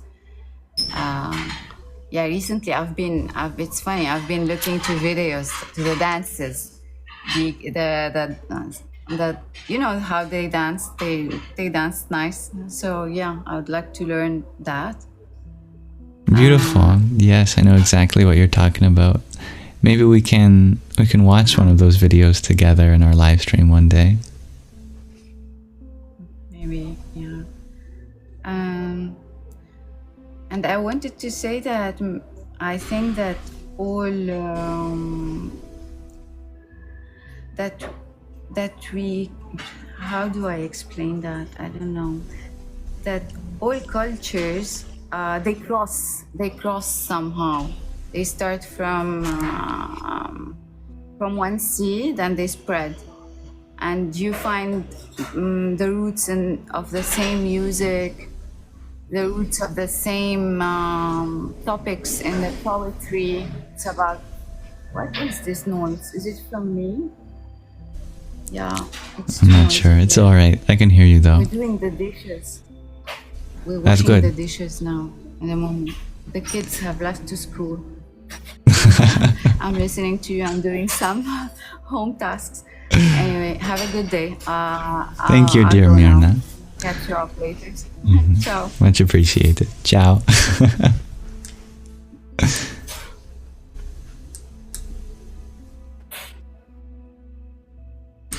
Very lovely. Yes, how beautifully said. That we may find many different offshoots coming from the same seed. I'm reminded of a fun science trivia. I guess it's more than just science. But one of the largest organisms in the world, single organism, is just one forest. And actually underneath the soil, all the root systems actually connect to form one living entity. But on the surface, you wouldn't know. It just looks like a bunch of different separate trees. And yes, I like the way in which Mirna interpreted how cultures cross each other. Not just the way that we cross from one culture to another, but in the nature of cultures crossing over and bleeding into each other, since no culture by itself is independent of all of its subcultures and surrounding expressions of love and truth and music and art and religion and whatnot. Wonderful answer. Thank you for that, and happy to hear that the chores around the house are being done. It's good. And I am doing well, by the way. I did hear you ask, so thank you, and I trust that you are as well as you can be too. Now on to some other answers to the question of the day. Dear, who was it? Dear Lakonen, you share that it's important to have a genuine view of other ways of living. Absolutely. And Marlon can't see the question of the day. Oh, well, maybe I can move it. Maybe that's better. Maybe something was covering it there. I asked, what is the significance of cross-cultural appreciation? Thank you, dear Tabini, for the heartme that you sent. Hari Om Tat Sat. Again, thank you, Jaden, for the hat and mustache. That was funny. While we were looking at all the symbols. Om Ganga Napataye Namaha. Yes, we should watch some kind of powwow sometime. That'd be very fun.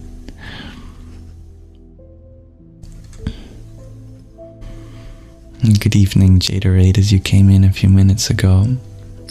Neon Jello Pack, you had mentioned that cross-cultural appreciation encourages responsible global citizenship and awareness of global issues. I like that. Yes. So true.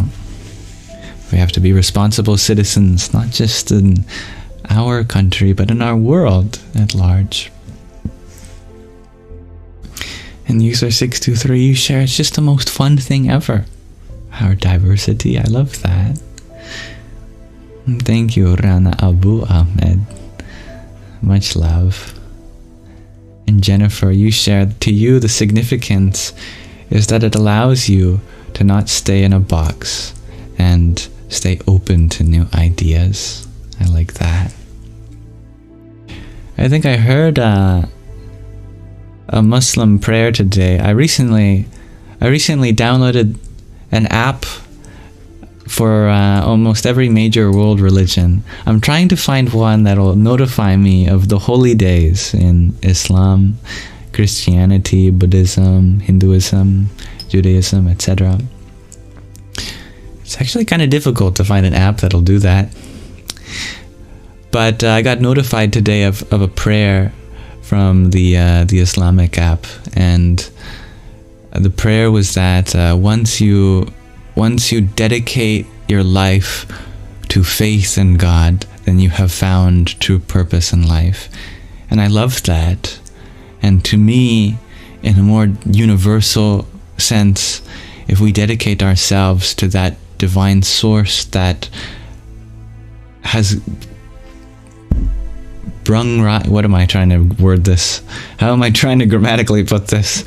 If we dedicate our love and attention to the unified source from which all of us have arisen, then we truly are empowered.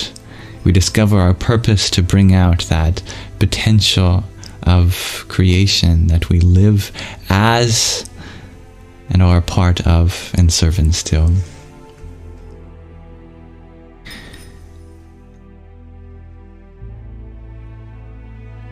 There are some other answers to the question of the day. Please forgive me if I can't find them. Sometimes the chat scrolls by and I miss them. Let's see. Kiroro Nov, welcome back. You share that cross-cultural appreciation enables us to see that we are the same, just expressed differently. I love that. And Katarina, you share it drives humanity forward and gives us space to expand. Lovely answer that is, too. Lend an ear to our fellow earthlings, dear Gregorji has said. We all live on Earth. We all have knowledge to share, especially as communities and cultures. We should lend an ear to our fellow earthlings. That was the full answer. In the Angelo Pack, you share that it promotes empathy and reduces stereotypes, helping individuals understand different perspectives. Well said. And Diamond, you had shared, for learning. Indeed. And while Mirna was talking, dear Magdalene had shared that we appreciate your voice. Such a lovely voice.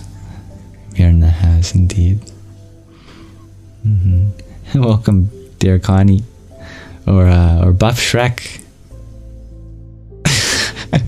I've been well, thank you for asking. How have you been, my friend?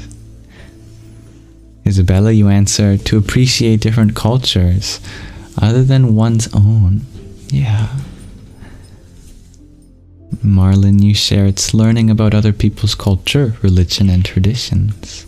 I like how so many people point to the idea of learning something, that we become more knowledgeable. Dear Gregorji, you share, I can find a friend in these faiths and kindly ask them to inform when a holiday occurs. That's a great idea. Yes, please, anyone volunteer. Regardless of your faith. I would love to know the special days of your tradition so that we can use part of this space in recognition of that. Dear Maggie, you write that affinity to other cultures can also point to our past lives. Oh, what a great answer, Maggie. Yeah. If we believe in reincarnation, then it's no doubt that you've had more than one culture. Probabilistically, what are the chances you've always been in the same culture? 0, because even the culture in the same region changes over time. Dear Willow Core, you ask, would I consider myself a follower of Hinduism or am I spiritual in a broader sense? I would say I am spiritual in a broader sense. I try to be anyway. Connie, you had answered that if we stay in a bubble, we can only speak from a limited space.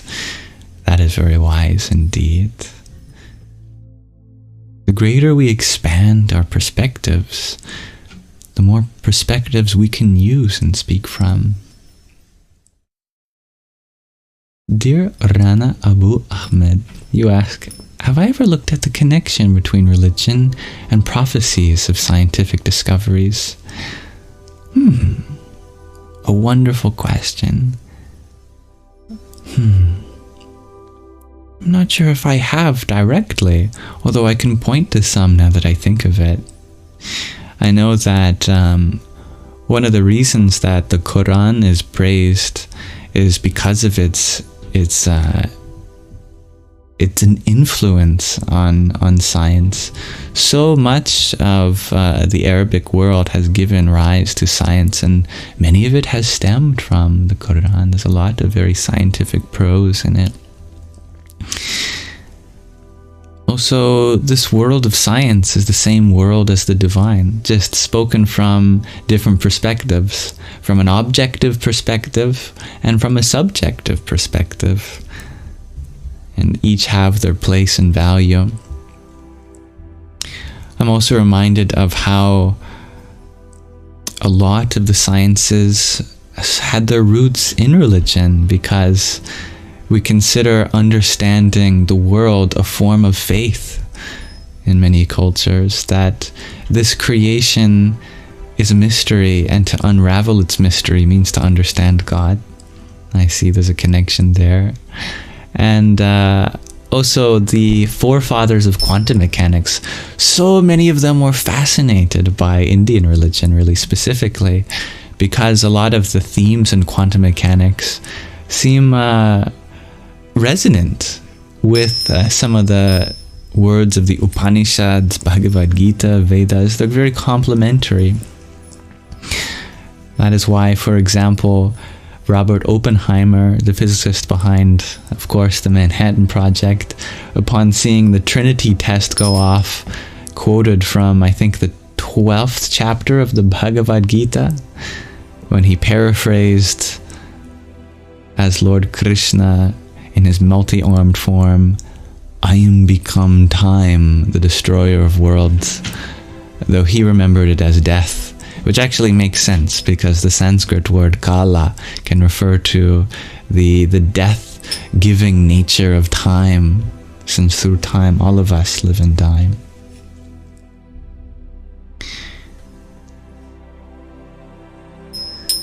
Dear Buddha, in your voice you share, you are currently confounded. Sounds like you're in a pickle. And like a good pickle, you need to marinate. And hello, dear Yana. Thank you for your love as always. Anna, in reference to our question of the day, you shared increases our desire to love each person for their own essence. I love that. And by the way, to those in the present writing to me, I am a little behind in my messages, so I'm reading some messages that were sent minutes ago now.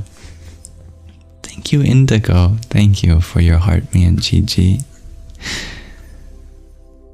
Hare Krishna. Grand evening, dear Paradise. And Ashana, you share, you can grow as you realize that you are, I think, is the essence of your answer. You are expressed in other ways through everyone. They are you. Oh, there was another part of this comment. You can grow as you realize that you can relate to other beliefs and traditions. Absolutely. Dear Lily, you share that you and your family celebrate the solstice rather than Christmas. It's a beautiful time. Solstice, very sacred indeed. I love that. Willow Core, you share that Samhain is around the corner. Well, tell me more about that. I'd love to know. I'd love to know if I can pronounce it better too. And Connie, you share that if you never learned about other cultures, it's like you've only lived and experienced things once. If you only get one shot at consciousness, you'd like to experience and learn as much as you can. What a brilliant answer. And Billy, you share helping other cultures to feel accepted by others. That's so empowering too. A lot of these answers has been about the benefits that we get, but what a benefit it is to others to know that they are accepted, understood, and appreciated. Jaderade, you share feeling invited into their lifestyle is shared love. Absolutely.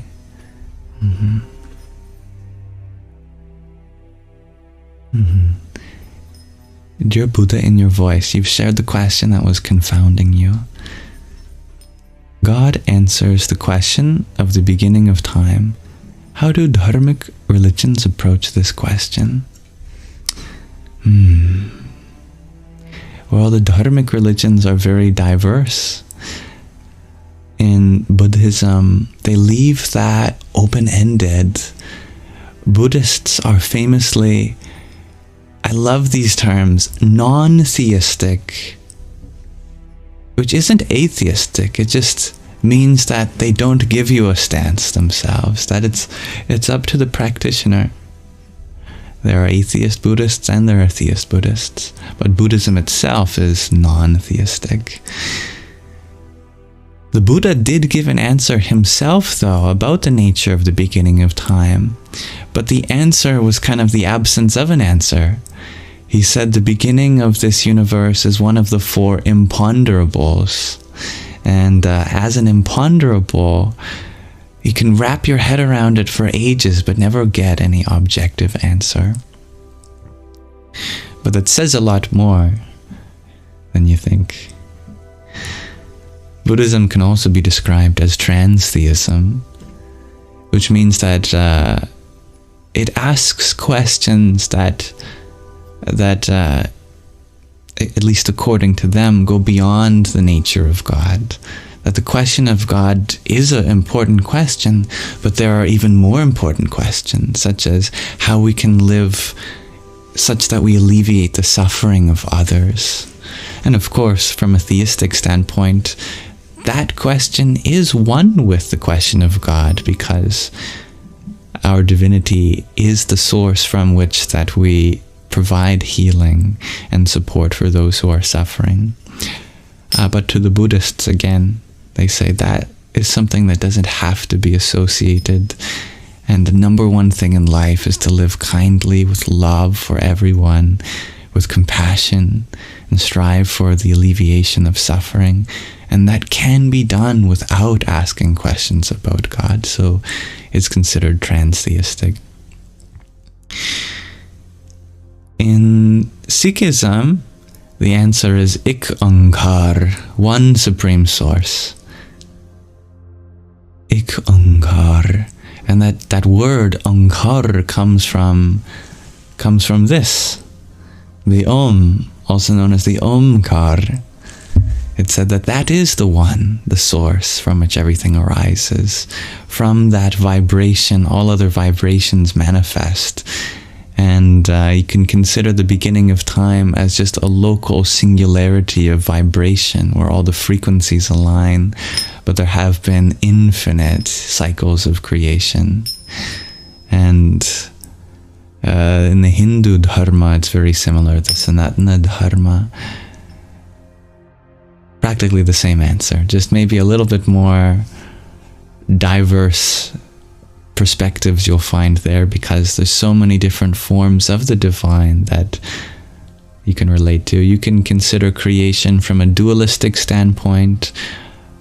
You can consider it from a non-dualistic standpoint. And you can consider it from something in between, Vishishtadvaita. There are many different perspectives in the Hindu Dharma that approach the question of the beginning of time. And in the Jain Dharma, I'm not exactly sure what their answer is to the beginning of time. But in general, the common link is that it's either imponderable, it's impossible to think about in some form, or there has really been no beginning, but just a series of infinite beginnings and ends, where there's some local happening. I think all of this can be found between the different Dharmic religions. Alright, that was a longer answer, but it's a nuanced question, that's for sure. We could definitely dive into a lot more nuance, but that's a good summary at the very least. Thank you. Thank you, Babelfishy, for your quintet of roses. Radhe, Radhe. And Buddha in your voice. Thank you for the galaxy, Joe. Om Namo Buddhaya. Speaking of creation, galaxies are certainly one of the most wonderful parts of it all, and I consider myself to be like an itty-bitty star in the night sky, surrounded by so many other bright lights like yourself. Thank you.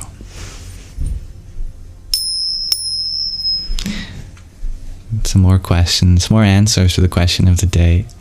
In the Angelo Pack, you had written that there is unity in diversity. All spiritual paths, despite their differences, seek similar truths and connection to the divine. In Indigo, you share, we help maintain and preserve cultural traditions through sharing it with others. I like that. Connie, you share, you think people can forget how subjective faith can be. Absolutely. And how actually beautiful the word subjective is. In our culture, we might think that objective means real and subjective means not real. But objective just means thinking in terms of things, in terms of objects, whereas subjective means thinking in terms of beings, in terms of subjects. And faith is absolutely a subjective matter, because it doesn't deal with objects, it deals with beings and their own connection to other beings.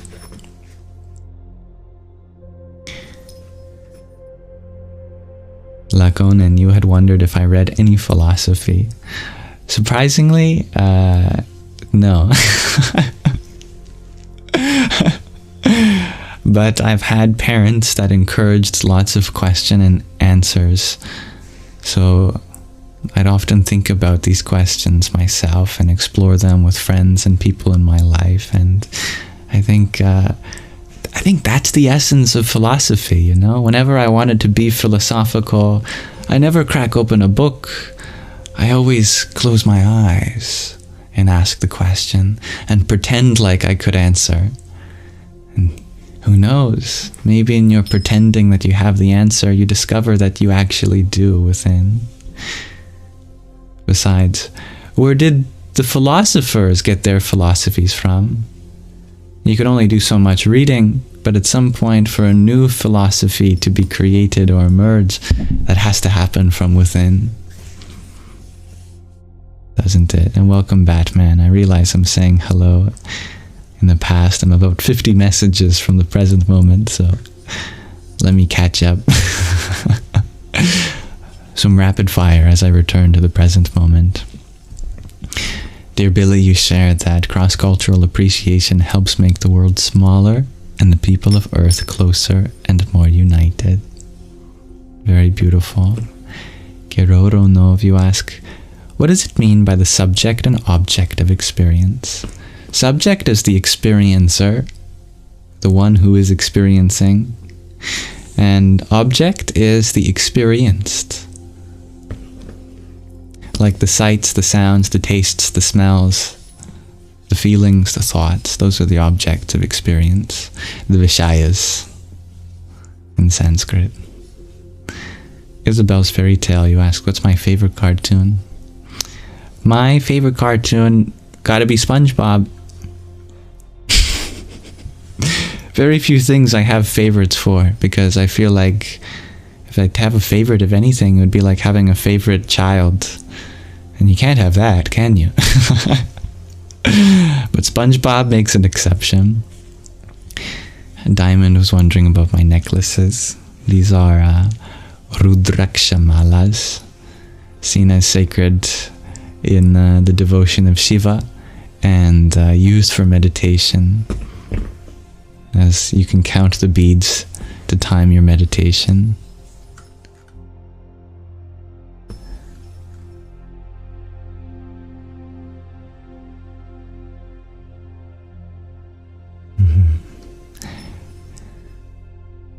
That's right, Gregor G. If only we could visit the House of Knowledge or the Library of Alexandria.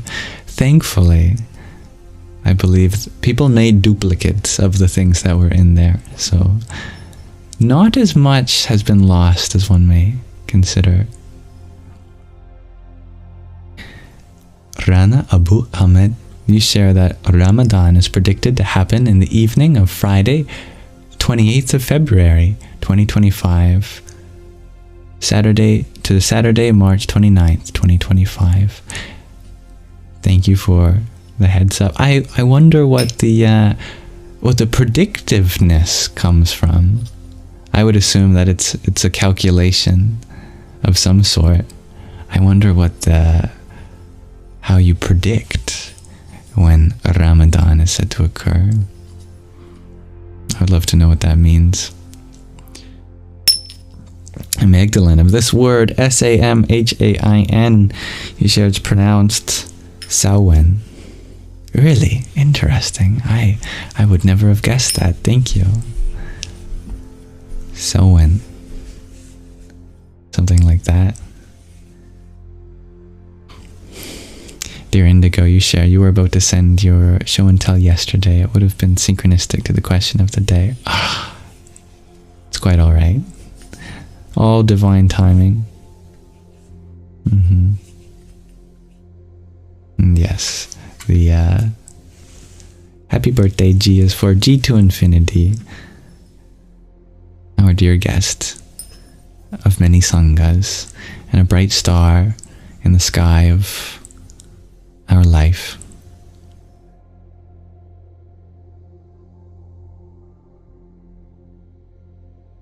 Now let's see.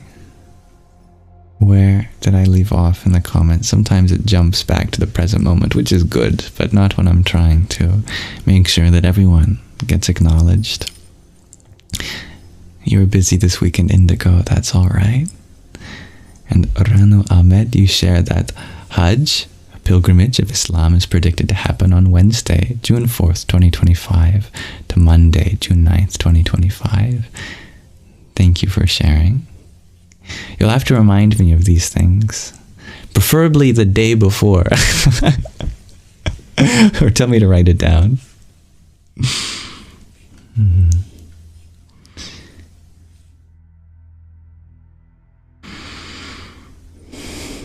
And hello, dear Caitlin. Dear Ashana, you share, you know that you're older than me in this life, but you look up to me. I look up to everyone, including you, dear Ashana. Young or old, always something I can learn from you. I'm happy that you appreciated my old TikToks.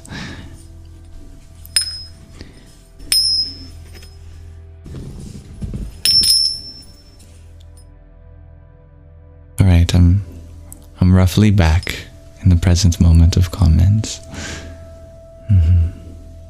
Dear Gregor G, you point out that philosophy is about how to get along with others. So talking to others about it seems best. That seems to be the ultimate conclusion of so many philosophers. That we do not live independent existences.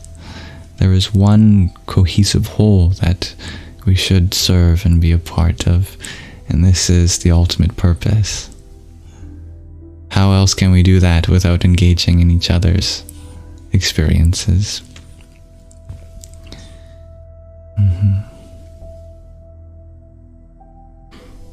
Connie, you ask, should we be timing meditation though? You should meditate for as long as you feel is comfortable, and maybe as much as you can handle being uncomfortable too. But some of the things that hold us back from meditating can be an uncertainty of how long you are committed. Because if you don't give yourself some target, then what can happen is you sit and you go, oh, is this long enough? How long should I meditate? And what if I end up meditating too long and I forget to pick up my kid from school? Oh, I don't want to meditate any longer. I don't know. Should I continue? You know? Sometimes it can clear your mind premeditatively just by going, okay, I am going to meditate for one round of my mala. I am going to be absorbed and I'm not going to think about how long it takes until I get to the guru bead, and then the guru bead will tell me when it's time to stop. And then I can ask myself if I want to do another round or not.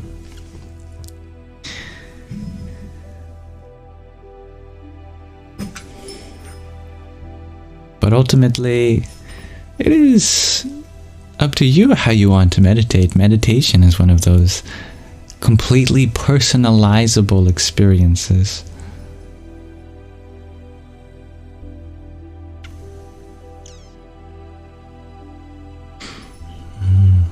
Thank you, Tan. How are you? For the heartme that you sent. Om Ganganapataye Namaha. Dear Port Renfrew Mushroom Workshop, you ask about the 4 ways. Tell me about them, and I'd be happy to explore them with you.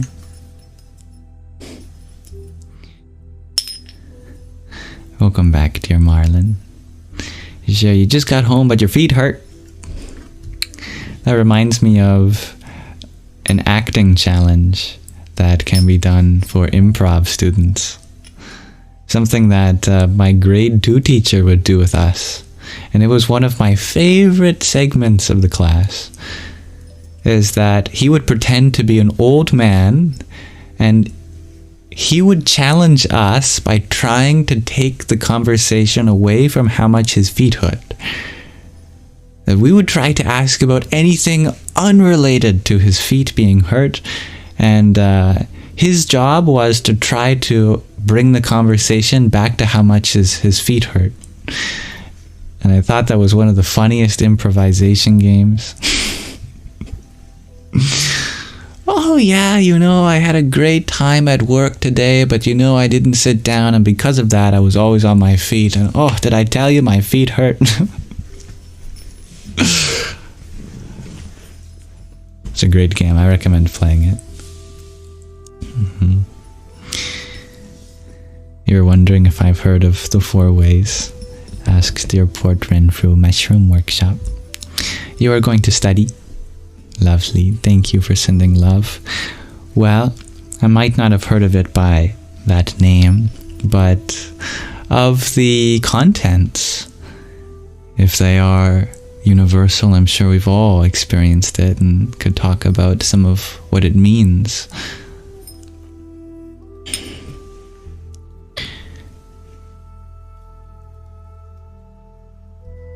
What I love about philosophy is there's so many terms, for example.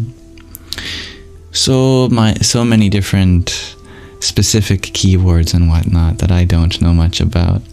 But what they mean is something that all of us have experienced. That anyone can be a philosopher.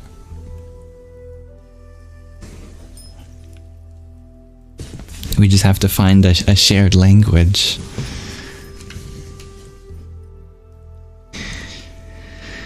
Dear Mirna, you share that my sense of humor reminds you of Jerry Seinfeld and Larry Davis. That's funny. I haven't watched those shows much myself, but I know that they're one of the most popular comedians back in the day, and thank you for even the association. I feel like I could always be funnier. Sometimes I go to bed thinking I wasn't funny enough today. Truly, this is genuinely a concern of mine. I think, man, I didn't laugh as much as I could have today. I didn't make others laugh as much as I could have today. And it genuinely bothers me. I see being funny as something that I need to do every day. And if I feel like I haven't been funny enough, then it saddens me greatly. You have the same thing, dear King Cow. It depresses me, I feel like, oh man, I haven't had a good laugh in a while. What's wrong with me? I think, man, I need to laugh more.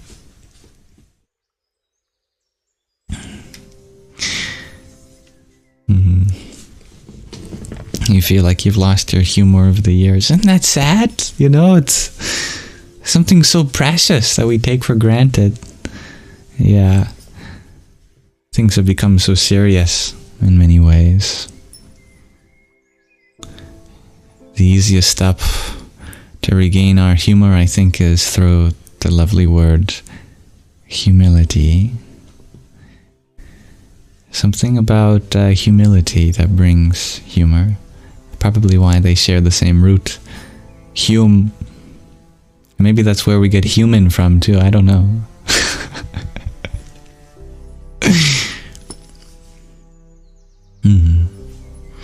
And you feel the same way.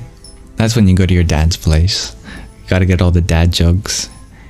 Dear Port Renview Mushroom Workshop, I gotta get a nickname for you. Quite a name. I'm gonna call you Mushy. Laughter is medicine. Yes. Yeah.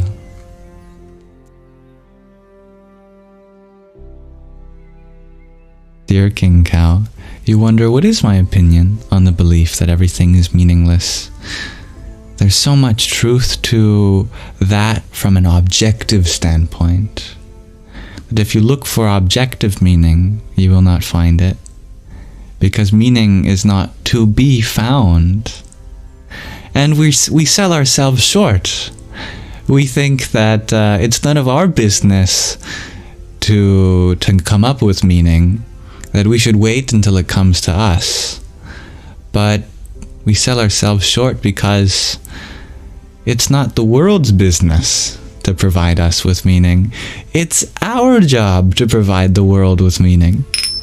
Isn't it so? Why else do we have cultures and religions and various forms of music and art and dance and debates about interpretations of this thing and that? It's not because we're all disagreeing on what the meaning of the world is. It's because we're all adding to the global conversation of what meaning can be had, can be created, can be discovered from within ourselves. And that is a subjective process. If you look for some meaning in the objects of our experiences and the circumstances of our life, of course we're not going to find any, because there's none out there. All of that's found within. And within doesn't mean it's less real, because within is actually the only thing that we will always have. The outer world we know we will have to someday leave in some form.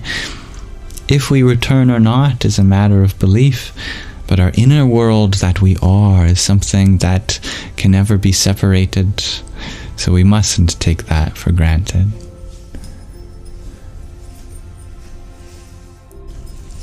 And thank you, dear Gina. Gina, for the heart me that you sent. Om Namo Bhagavate Vasudevaya. I should call yeah, that's right, Gregor G. I should call Port Renfrew Mushroom Workshop Bhagavati. The divine. Actually, I feel like our author could have given more of a definition of that word because it's so beautiful.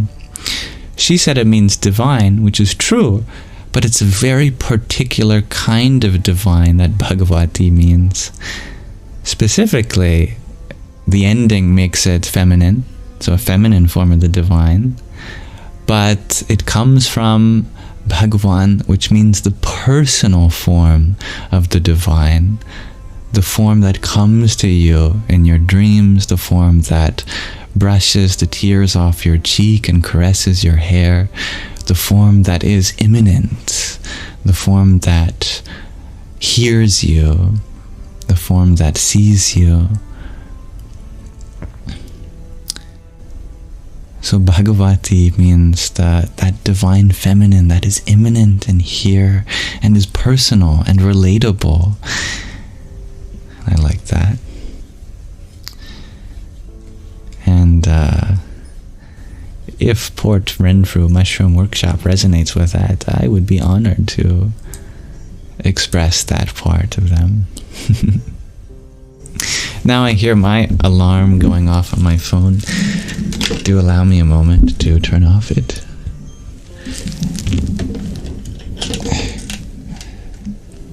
That tells me it's about time to begin to close our Manana section of our live.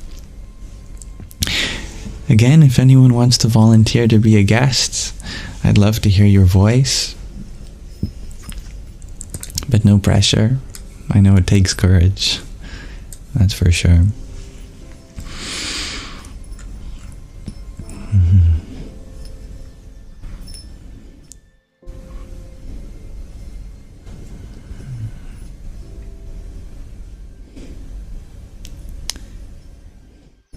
Dear King Cow, you can relate, but you also feel there is objective meaning too, and how the universe is dependent.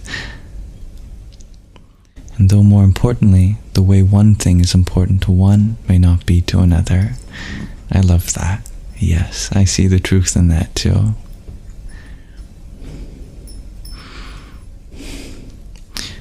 But in all the meaning that we can find in the objective world, it's something that is always changing. That is the nature of objects, having a form in one place, in one time, and then subsiding, changing into another.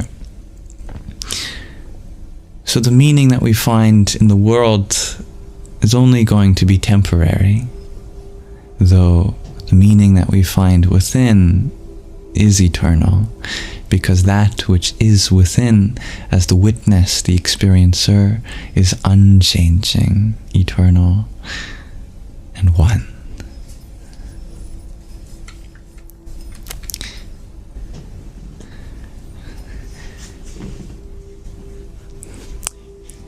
Dear Port Renfrew Mushroom Workshop, you would like to come up? Well, I can't do that. You have to press a button on your end. You have to find the guest request button, and I'd be happy to have you for a few minutes. Hello, dear Malcolm.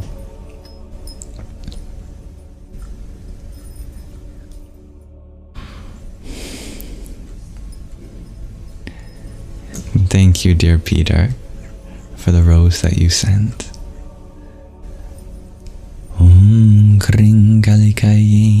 A pair of them, to be exact. And thank you for pointing out the request button is at the bottom, dear G2 Infinity. Hello, Yan. Hello, dear Port Renfrew Mushroom Workshop. What shall I call you?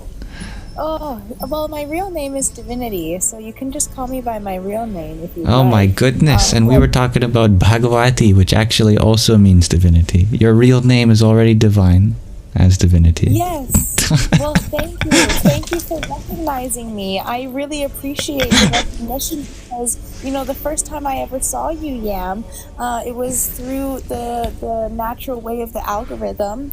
Hi, Infinity. Oh, hello, everybody.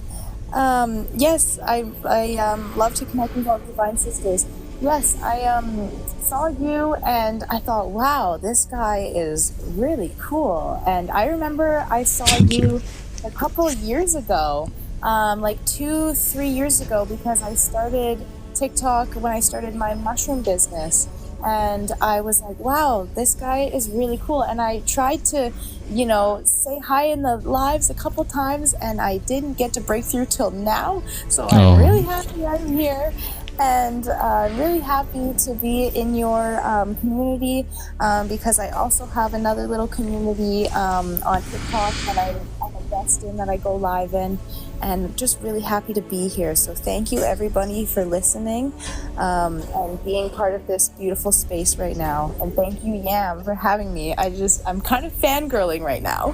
Oh, we are of the same nature.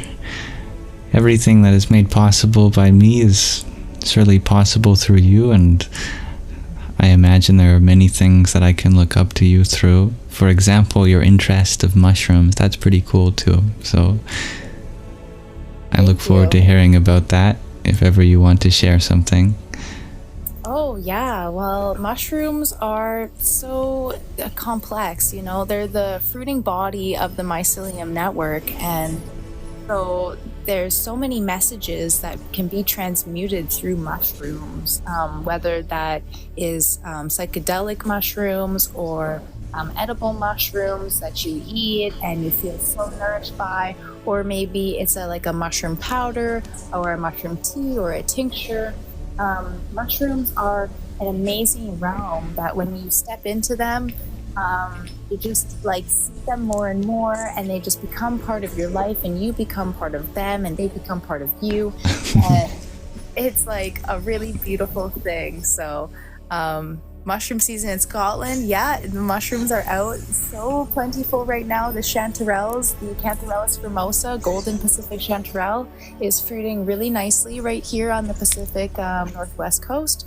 That's where I'm located in Canada. Me too. And you're in Canada too. That's right, on Vancouver Island. No way. You're on Vancouver Island too. I had a feeling the algorithm was doing this on purpose, man. There's lots of mushrooms around here. Wow.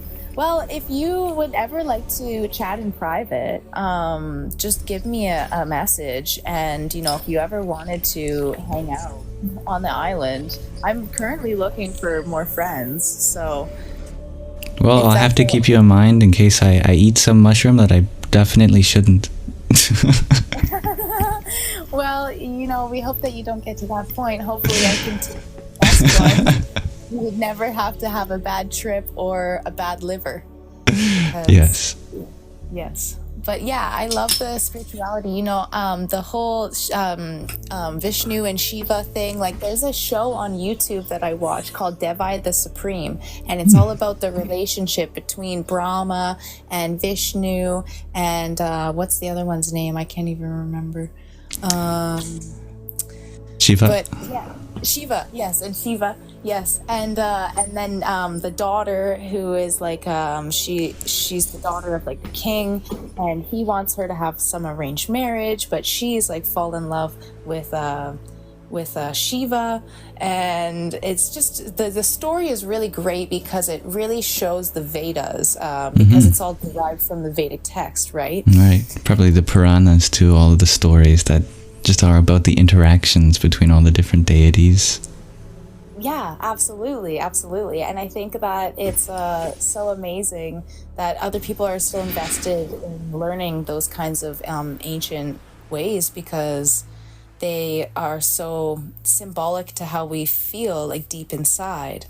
And it's really cool to know that knowledge is not just being like lost.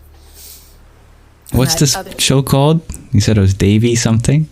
Yeah, Devi the Supreme on YouTube. Yeah, and then there's like episode 1, 2, 3, 4, and the visuals are really great. Like the way that they dress, like Shiva, and he like, you know, covers himself in the mud and all that stuff, and or the ash. And, I'll have to give it a see. I would love to watch that. It's great. And then the two swans, you know, on the lake, and you know, Shiva and her love, like, you know, if it breaks up, then the lake will freeze and the swans will have to fly away, but if their love will stay, then the swans will get to stay in the lake. And there's all this great symbolism, and how the royal families work, and how the gods are invested in the royal families. And then the sister of the woman who wants to get married to Shiva, she ends up being like the evil sister, and she has a bunch of these like demonic babies, and it takes hell and tries to like overrun heaven with her demonic babies that she had out of like bad practices, because she didn't do her like renunciation properly. She drank the pudding too soon, basically, when she wasn't supposed to. So divine drama. Divine drama. It's honestly so good. The show, you would love the show. Thank you for sharing. That sounds really interesting. I'm always interested in looking in more of shows that bring out spirituality. They're far and few, but definitely worth it. There is far and few, but yeah, they definitely are worth looking into. I have to credit my dad. He's the one who showed me that show. He's like really into, you know, like those kinds of old ways and spirituality, and looking into like the gurus and all that stuff, because he was adopted, so he didn't trust anyone else's like version of reality that they gave to him, and he went searching for his own, and then found all of these, you know, spiritual masters like Mare Baba and Gurdjieff and Jeffrey Mishlove, you know, who was a doctor and parapsychologist, but also was really invested in spirituality. And yeah, so it's really great to be on this space. Really happy to be here. Wonderful. Well, before I let you go and we turn into our final segment to begin Nididhyāsana, my question for you is, what is a mushroom that people could eat every day for one health benefit? A mushroom that people could eat every day for health benefits, I would say number one off the bat would be lion's mane, because it's a delicious edible and it is amazing for regenerating the brain signals and the pathways in your brain. So for people who have had psychological abuse or have just been abused or have negative thought patterns in their minds and can't, you know, make new pathways, new positive pathways, that mushroom really helps with the synapses in the brain. And so it's a delicious edible, really good for brain health. It's pretty hard to find, but not impossible. There is a really close look-alike, which is the bear claw tooth, which is related to it. Easier to find, still has some of the health benefits. You can get lion's mane in powdered forms offline. It's one thing that I would love to eventually, in my future goal, is to get wild mushrooms and give them to and sell them to the people, and them not be, you know, grown in a lab or something like that. But, you know, hey, whatever you can get online is if you are, you know, kickstarting your health. The big main health mushrooms are going to be Reishi, cordyceps, lion mane, and turkey tail. Those are like your big four. And yeah, so that would be the end. I did see someone say something about Mayor Baba and that they grew up with Mayor Baba. That's just really awesome. If you grew up on Mayor Baba, you consider yourself very blessed. Very one of the blessed, because I think they say the reason why Woodstock happened was actually his funeral, and then it turned into the biggest spiritual protest. Yeah, and then it turned into the biggest spiritual protest in the whole world. So, cool. Yeah, anyone who is connected with Mayor Baba, really good. I never seen Yam with a speaker. Oh. Yes, something new we're trying out. Well, thank you so much, dear Divinity, for sharing so much about your wonderful relationship with mushrooms and spirituality. And gotta remember Davy the Supreme on YouTube for divine drama, and Lion's Mane for brain health. Yes, absolutely. Yeah, I'm very honored to be on and be a chatter tonight. Thank you so much for what you're doing and sharing the spirituality on TikTok. Really appreciate it. And if you want to stay connected, just send me a message. Thank you so much, dear Divinity. Have a blessed rest of your night. Thank you. You too.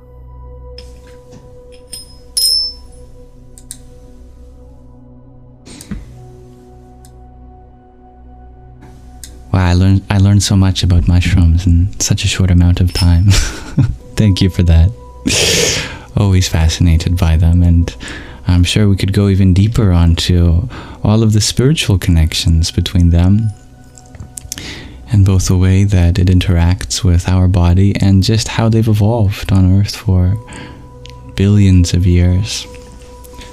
I think I heard that the archetypal mushrooms we imagine as what was the word that Divinity used? The fruiting body of the mycelium network, with a stem and it looks like a dome over top. I'm sure Divinity will know the proper terms for those. You can find fossils of that like 2 billion years ago. So to think that something like that has already been around for 2 billion years before we have, and it hasn't changed form much. Of course, different species have evolved, but that form is just locked in. You wonder, what other dimension are they evolving in if their geometry has already been set in stone literally 2 billion years ago? Yes, I love our guests. Thank you for coming, dear divinity. Let us now transition. Actually, there's one more guest. Ashana. Here, I'll see if you want to come up again. Oh my goodness, I didn't think that you would add me on here, but hi, Yam. Hello, sorry to put you on the spot. Thank you for being here. So I'm from Alaska, and I've been watching your TikToks, and I've learned so much from you. I'm very thankful and grateful. I actually fed my husband lion's mane when he was paralyzed. Oh my goodness. Wow. Yeah. And what was the result of that? He's walking. The surgeon said that it was a miracle, so yep. There we go. And we were just talking about how lion's mane can help regenerate neurons. That is very miraculous. I'm happy to hear that. Yeah, and it I started finding them about 2 years before his accident. Once you find them, it's easier to find them. That makes sense. Yeah, so I'm very inspired by you. Here, well, I'm not in Alaska right now, but up there, a lot of our cultures have been,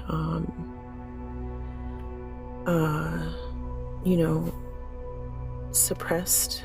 And especially the indigenous and the knowledge that's carried from generation to generation. A lot of our traditions, that's why another reason I think it's really important to share traditions and cultures, because a lot of us that have lost a lot of our traditions and cultures, we can relate to other people's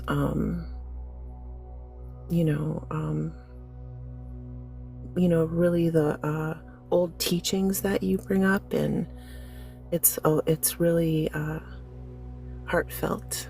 So thank you. Oh, it's an honor. I feel like it's my duty as a fellow human being.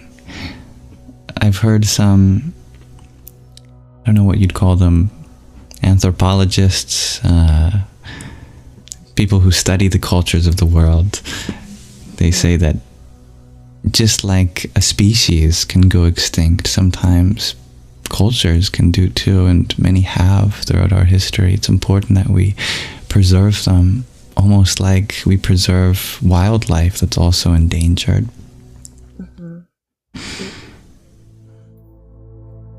Well, thank you. Ma'am. And it was really great talking to you, and I hope to talk to you again someday.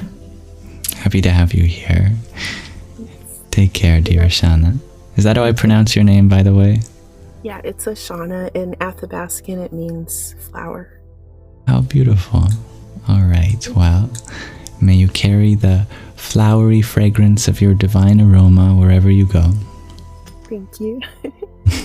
Namaste.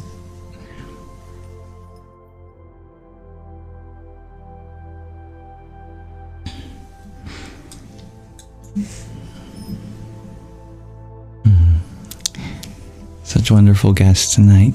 Thank you. Thank you for listening, everyone, too. Thank you, Jen, for the hanging lights that you sent. Just like hanging lights light up our live virtually, also physically above my head. You and many others are also like lights hanging around, lighting up this space. So thank you for that, too. And welcome everyone who joined while we were talking to our speakers. I am blessed to have such a wise audience. You can consider me just like a parabolic mirror. And if anything that comes out of my mouth resembles wisdom, just know I'm just reflecting back what's coming from all of you, because truly, I'm honored to be surrounded by beings like you Thank you. I am 23 in this body, this mind. Let us transition now to our Nididhyāsana.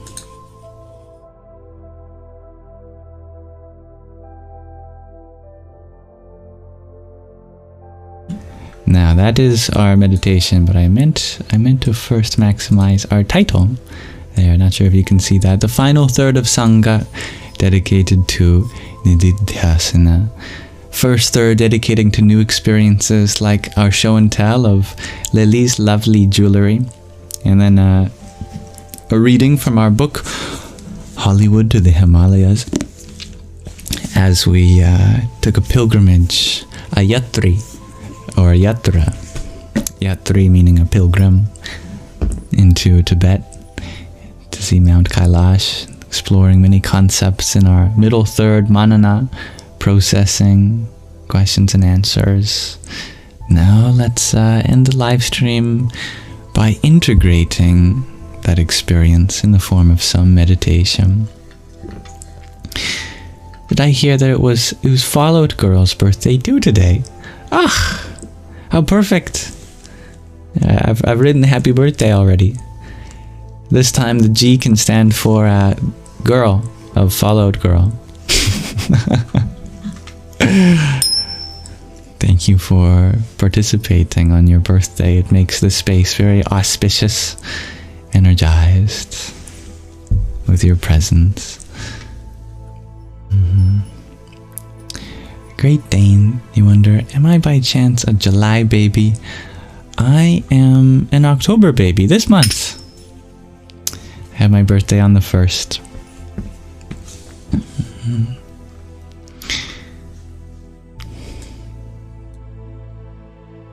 So, what do I have planned for our meditation? Well, it was a recommendation by one of you. I think it was either Gregor G or Anna. You recommend this one. I'll just set up. For our meditation tonight, I wanted to listen to a recitation of the Heart Sutra, one of the most important texts from a not so uncommon voice in our Sangha, Gaia Sanskrit, since she has many YouTube videos where she explores the beauty of the soundscape of Sanskrit. I'll tell you a little bit about the Heart Sutra, and then we'll watch a video and listen to her recite it in the original language. Just give you some basic information. The Heart Sutra is a popular sutra in Mahayana Buddhism, which is the tradition of Buddhism dedicated to being a bodhisattva, being someone who's not totally concerned with your own enlightenment as you are the enlightenment of everyone else. In Sanskrit, the title Prajna Paramita Hridaya translates to the heart of the perfection of wisdom. The sutra famously states, form is emptiness, shunyata. Emptiness is form. It has been called the most frequently used and recited text in the entire Mahayana Buddhist tradition. You can find translations of this text in many, many different languages. I'm not sure if we'll actually be listening to a translation or reading a translation. I think it's just the soundscape, which you can imagine, which is actually not so difficult because the sounds of Sanskrit are intimately tied with the meanings that they convey. There's a grammatical structure of breathing into the object of a sentence and breathing into the subject and changing your voice to reflect the relationship between the object and subject. So even without knowing the definition of these words, I think you'll still get an essence of this. But nonetheless, I'll tell you about the sutra. In the sutra, it's a conversation between Avalokiteshvara, which I believe, according to my Sanskrit knowledge, means the Lord Ishvara of some high abode, some loka.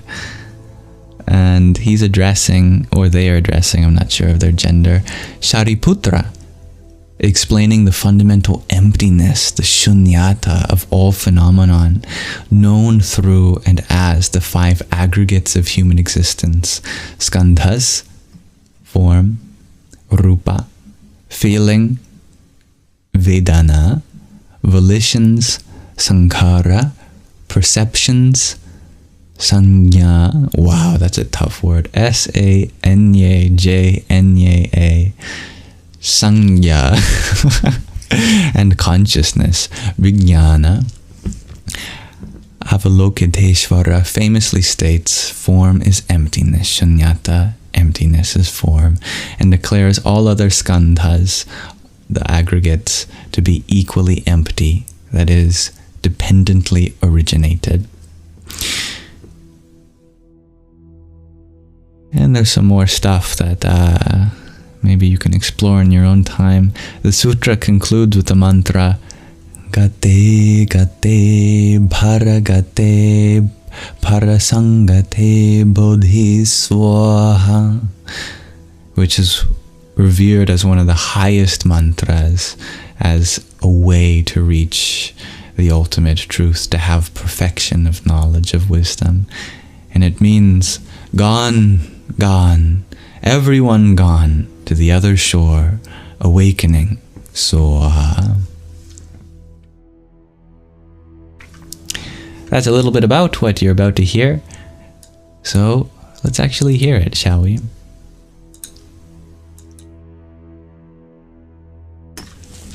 Allow me to minimize the background music.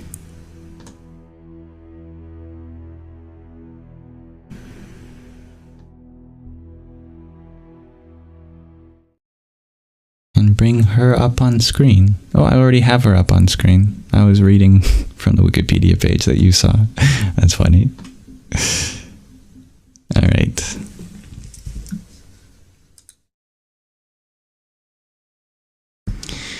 Without further ado, here is the Heart Sutra by Gaia Sanskrit. And this will be our meditation.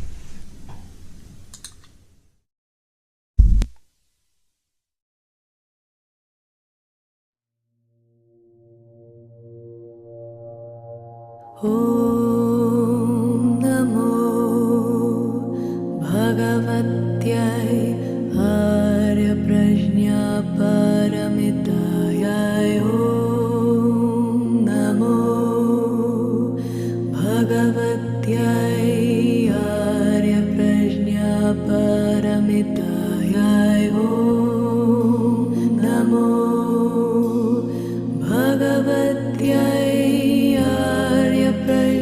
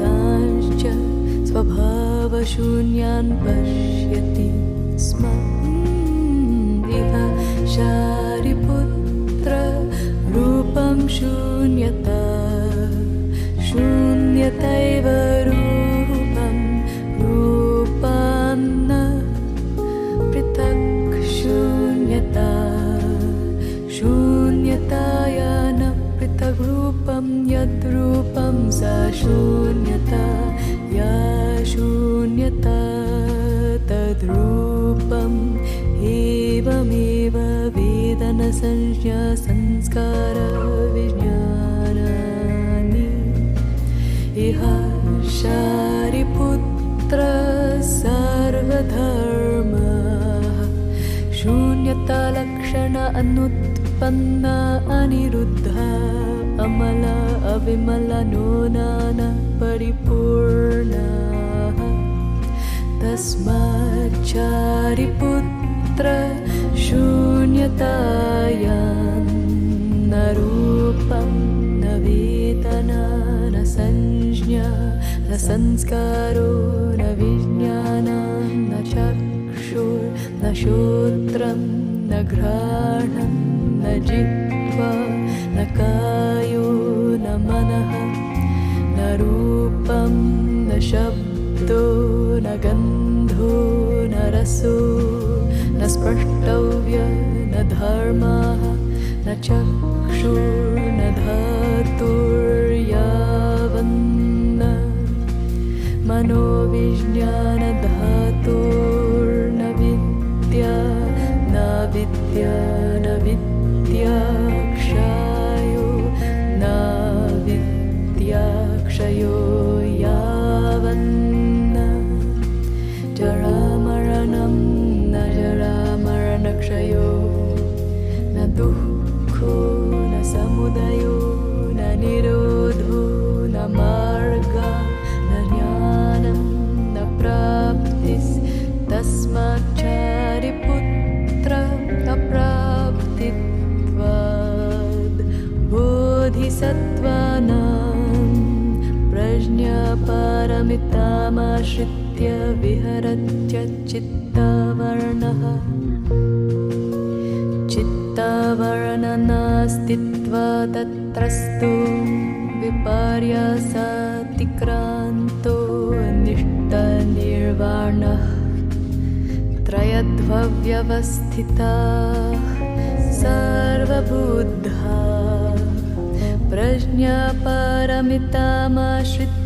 प्रज्ञापारमितामाश्रित्यानुत्तरां सम्यक् सम्बोधिमभिसम्बुद्धा तस्मात् ज्ञातव्यम् प्रज्ञापारमिता महामन्त्रो महाविद्यामन्त्रो अनुत्तरामन्त्रो सममन्त्रः सर्वदुःखप्रशमनः सत्यममिथ्यत्वात् प्रज्ञापारमिताया मुक्तो मन्त्रः तद्यथा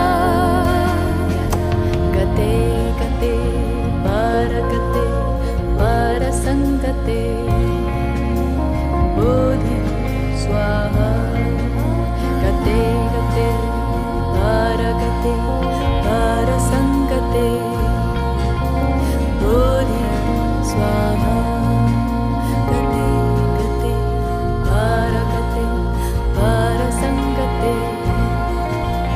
बोधि स्वाहा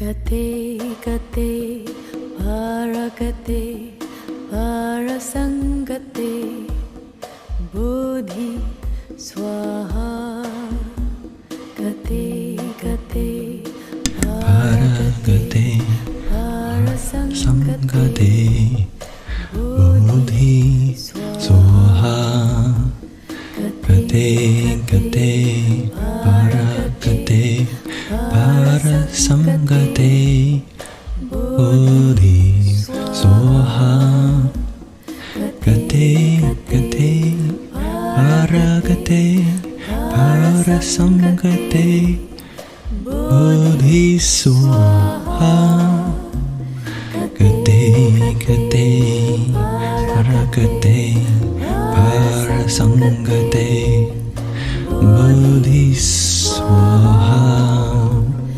Gate Gate Paragate Parasangate Bodhi Swaha Gate Gate Paragate Parasangate Bodhi Swaha Gate Gate Paragate Parasangate Bodhi Swaha Gate Gate Paragate Parasamgate Bodhi Swaha Gate Gate Paragate Parasamgate Bodhi Swaha Gate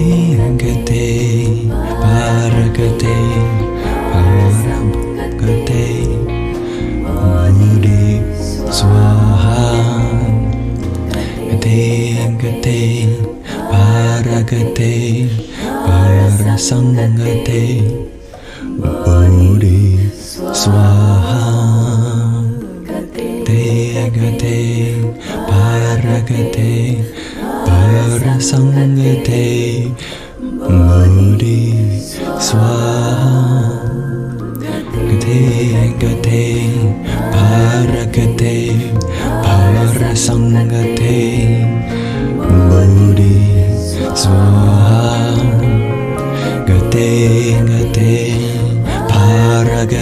Gate Gate Paragate Parasangate Bodhi Swaha Gate Gate Paragate Parasangate Bodhi Swaha Gate Gate Paragate Parasangate Bodhi Swaha Gate Gate Paragate Parasangate Bodhi Swaha Gate Paragate Parasangate Bodhi Swaha Gate Gate Paragate Parasangate Bodhi Swaha Gate Gate Paragate Parasangate Bodhi Swaha Gate Gate Paragate Parasangate Bodhi Swaha Gate Gate Paragate Parasangate Bodhi Swaha Gate Gate Paragate Parasangate Bodhi Swaha Gate Gate Paragate Parasangate Bodhi Swaha Gate Gate Paragate Parasangate Bodhi Swaha Gate Gate Paragate Parasangate Bodhi Swaha Gate Gate Parasangate Bodhi Swaha Gate Gate Paragate Parasangate Bodhi Swaha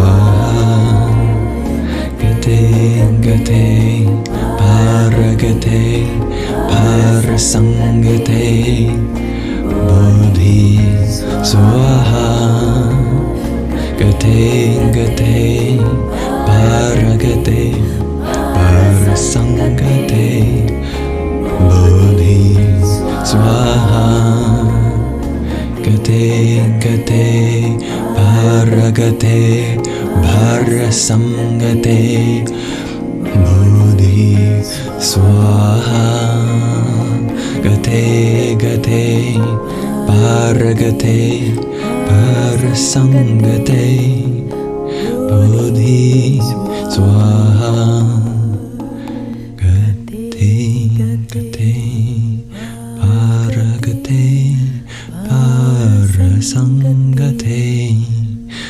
Bodhi Swaha Gate Gate Parasangate Bodhi Swaha Gate Gate Parasate Parasangate Bodhi Swaha.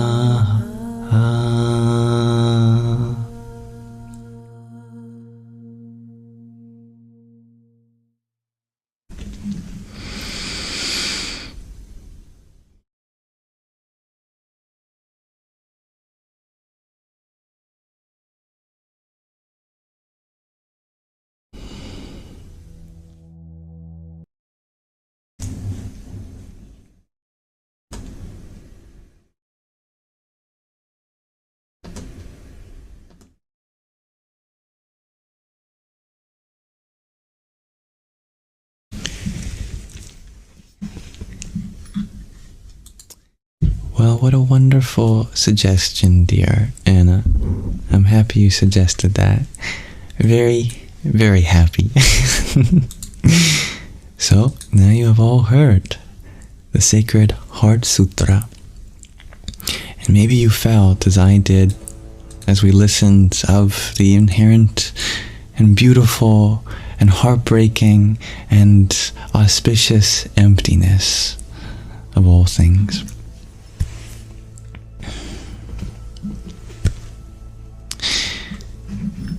Thank you.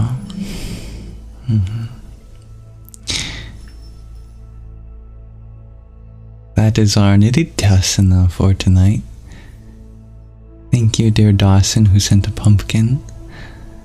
Radhe, Radhe.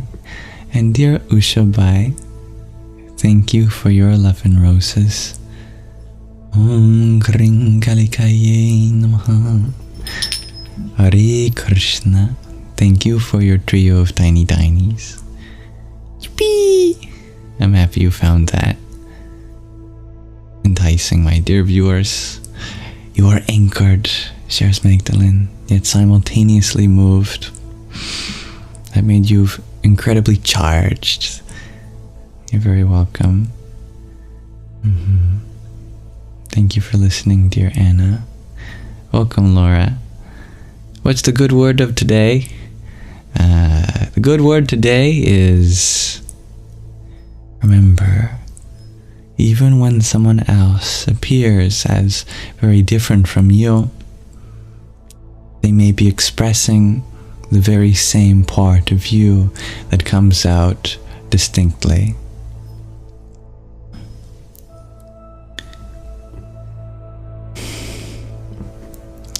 Greetings from the Polis section of the Sangha. I love that, Dominica.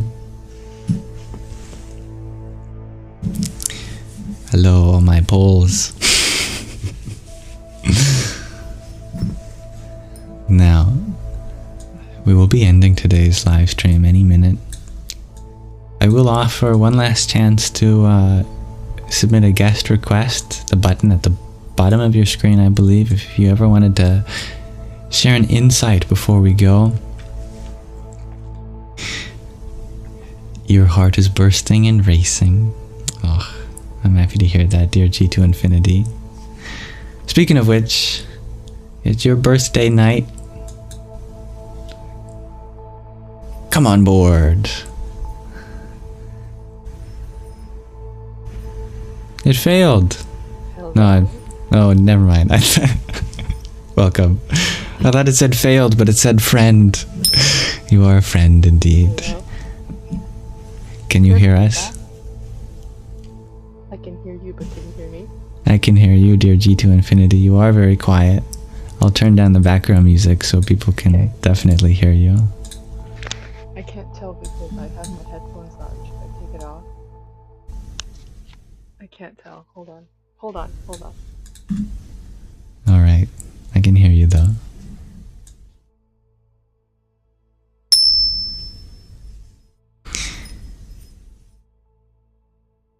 Gating. Okay. Para gating. Hello. Hello. Can you guys hear me now? Yes, we Can you hear me now? Can you hear us? Hello, everybody. Yes, I can hear you because I had to take off my head. Hi. Hello. I want to give you guys all a hug right now. This is totally unexpected, and I hope this is great. If we do this for everybody, I hope we can. Because I don't want to be the only one that happened. Yeah. So, question, because I don't know what to say right now. Just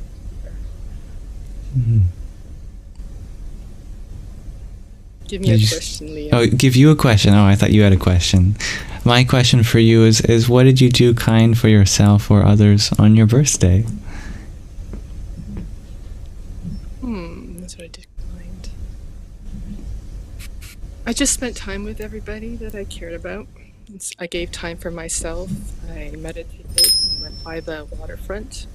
I'm by Lake Ontario, so it was a very nice day. So I just hung out. I just keep it low key. Nothing exciting today. Things are revving up for Halloween, however. So the kind thing was just to smile to everybody. Oh, I had a lot of dogs come up to me today. That was really cute. I love that. I don't know how, but they were all like wanting to have me pet them. So that was the kind thing. I heard in a Wiccan tradition that when a dog approaches you, that's Hecate, the mother, the maiden, and the crone saying hello. Oh, well, I feel like I've been blessed with a lot of divinity today, literally, quite literally. So thank you. All blessings and kind words and support that I can feel from all of you. Wonderful. Especially you are our host, but also our inspiration. I know I speak on behalf of everyone when I say that you're just such an awesome dude. It's mutual. It's, I guess, no longer your birthday where you are in Ontario then. Yes. But so we can. if you had a birthday wish for everyone, I ask you, what would it be? Give me a moment. I always take to think about these things. Take your time.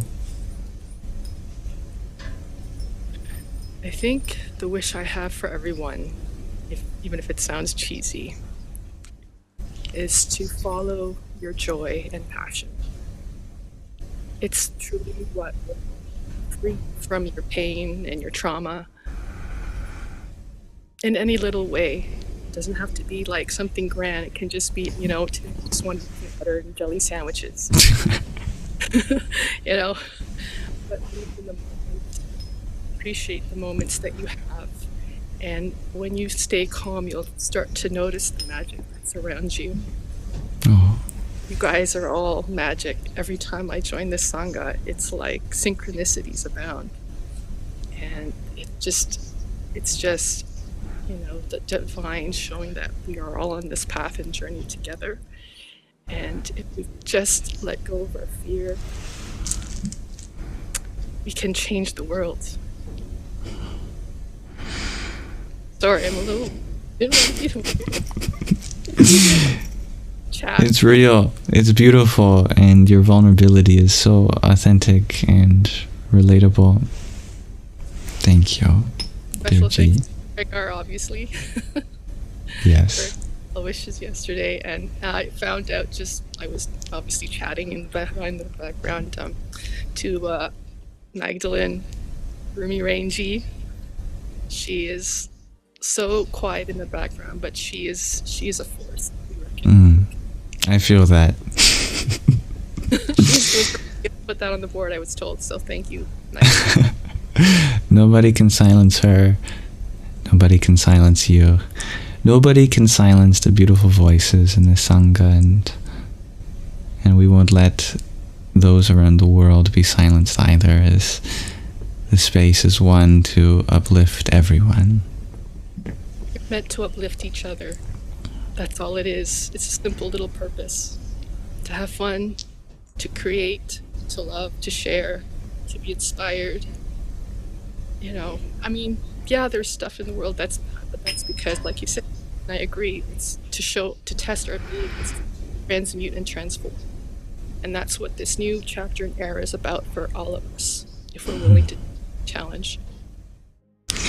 Well, I'm willing. Are you? Heck yeah.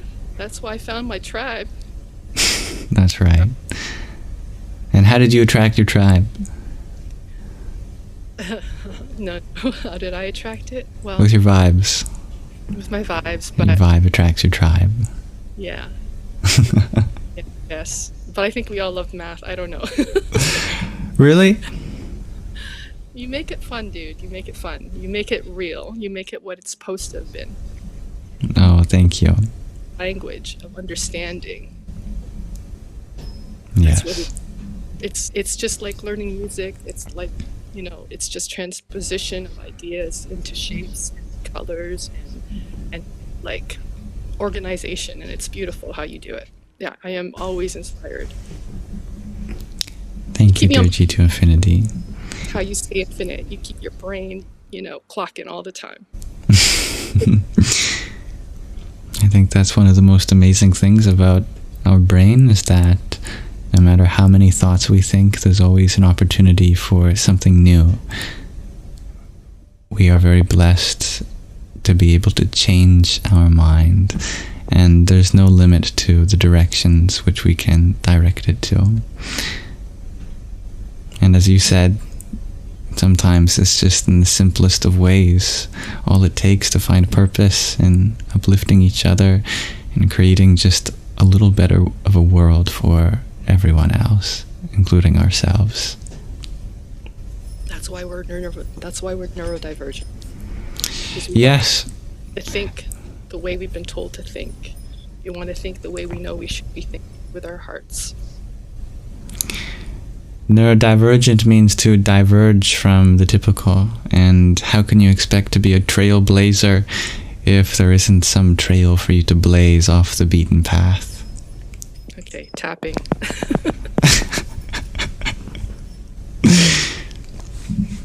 Well, thank you for sharing your birthday blessings with us all, and your wish and such kind words. You are definitely a bountiful part of this Sangha that I'm so honored to be a part of. Thank you for having the bravery to come up here and express yourself and allow yourself to be emotional, because that's all part of being human. Thank you. Thank you, everybody, and just be happy, please. Be happy. Namaste. I'll let you go now.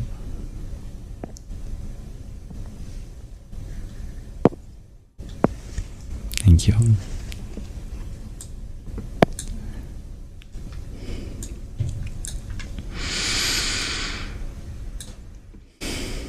Oh,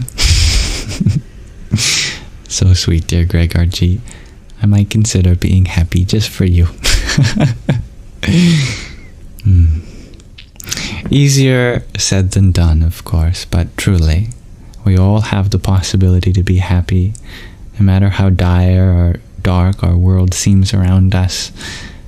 That is the best place for you to begin a journey of light, so that you may shine, as the unhappiness around us deserves a happier version of ourselves to infect it with our joy.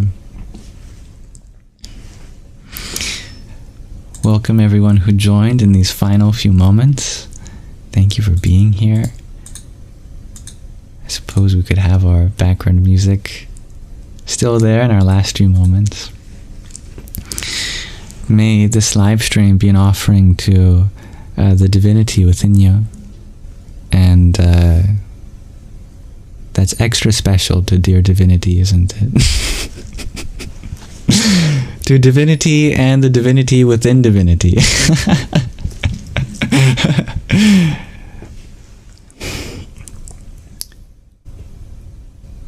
Asatoma satgamaya tamasoma jyotirgamaya mrityorma mritangamaya.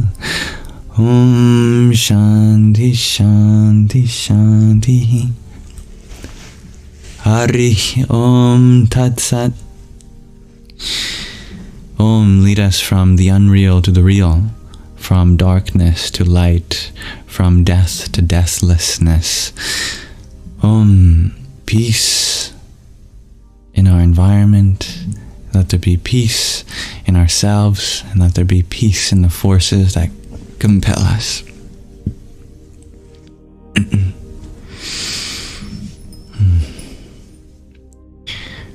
Thank you for the honor of allowing me to be the host of the space today. I wish to reflect on all that has been shared and said, and continue to become just a better human being,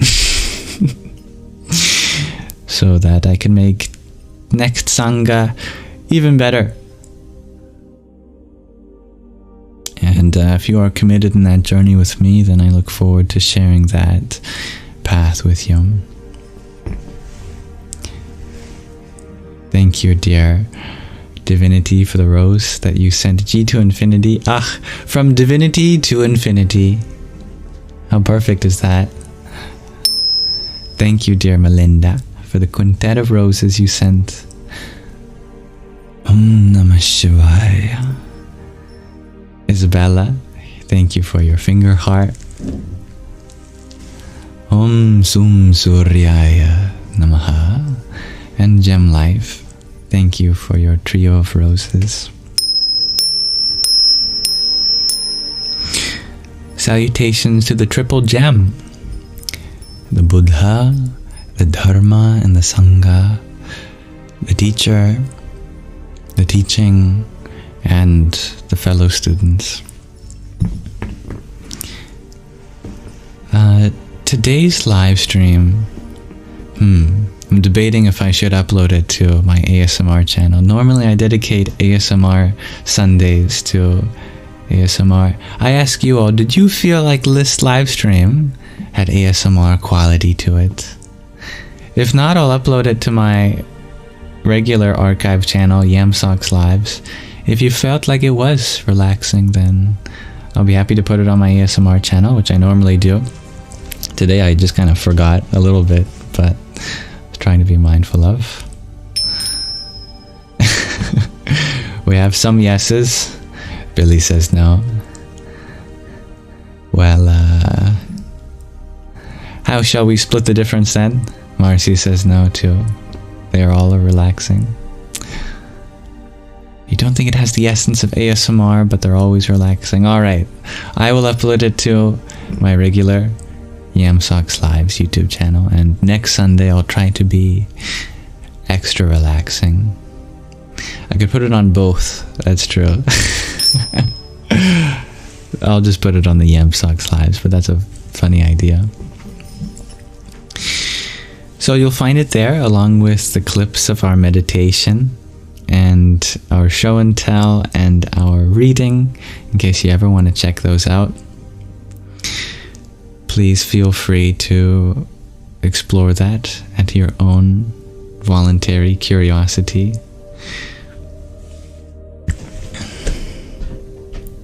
May you have a wonderful rest of your morning, your afternoon, your evening, your night, whatever time it is for you. But above all, may you all have a wonderful rest of your present moment. Thank you, dear Hybrid Jen, for your trio of pumpkins. Om Som Somaya Namaha. And Mark Smith, thank you for your trio of pumpkins. Jaya Sitaram. That's a great idea, dear Shana. If I do have guests on ASMR Sundays, I should let them know to use their inside voice. So we can talk softly as a guest. That's true. Great point. Okay. Namaste, everyone. Take care of your bodies and minds. Embrace your spirit. Gate, gate, paragate, parasangate, bodhi, swaha.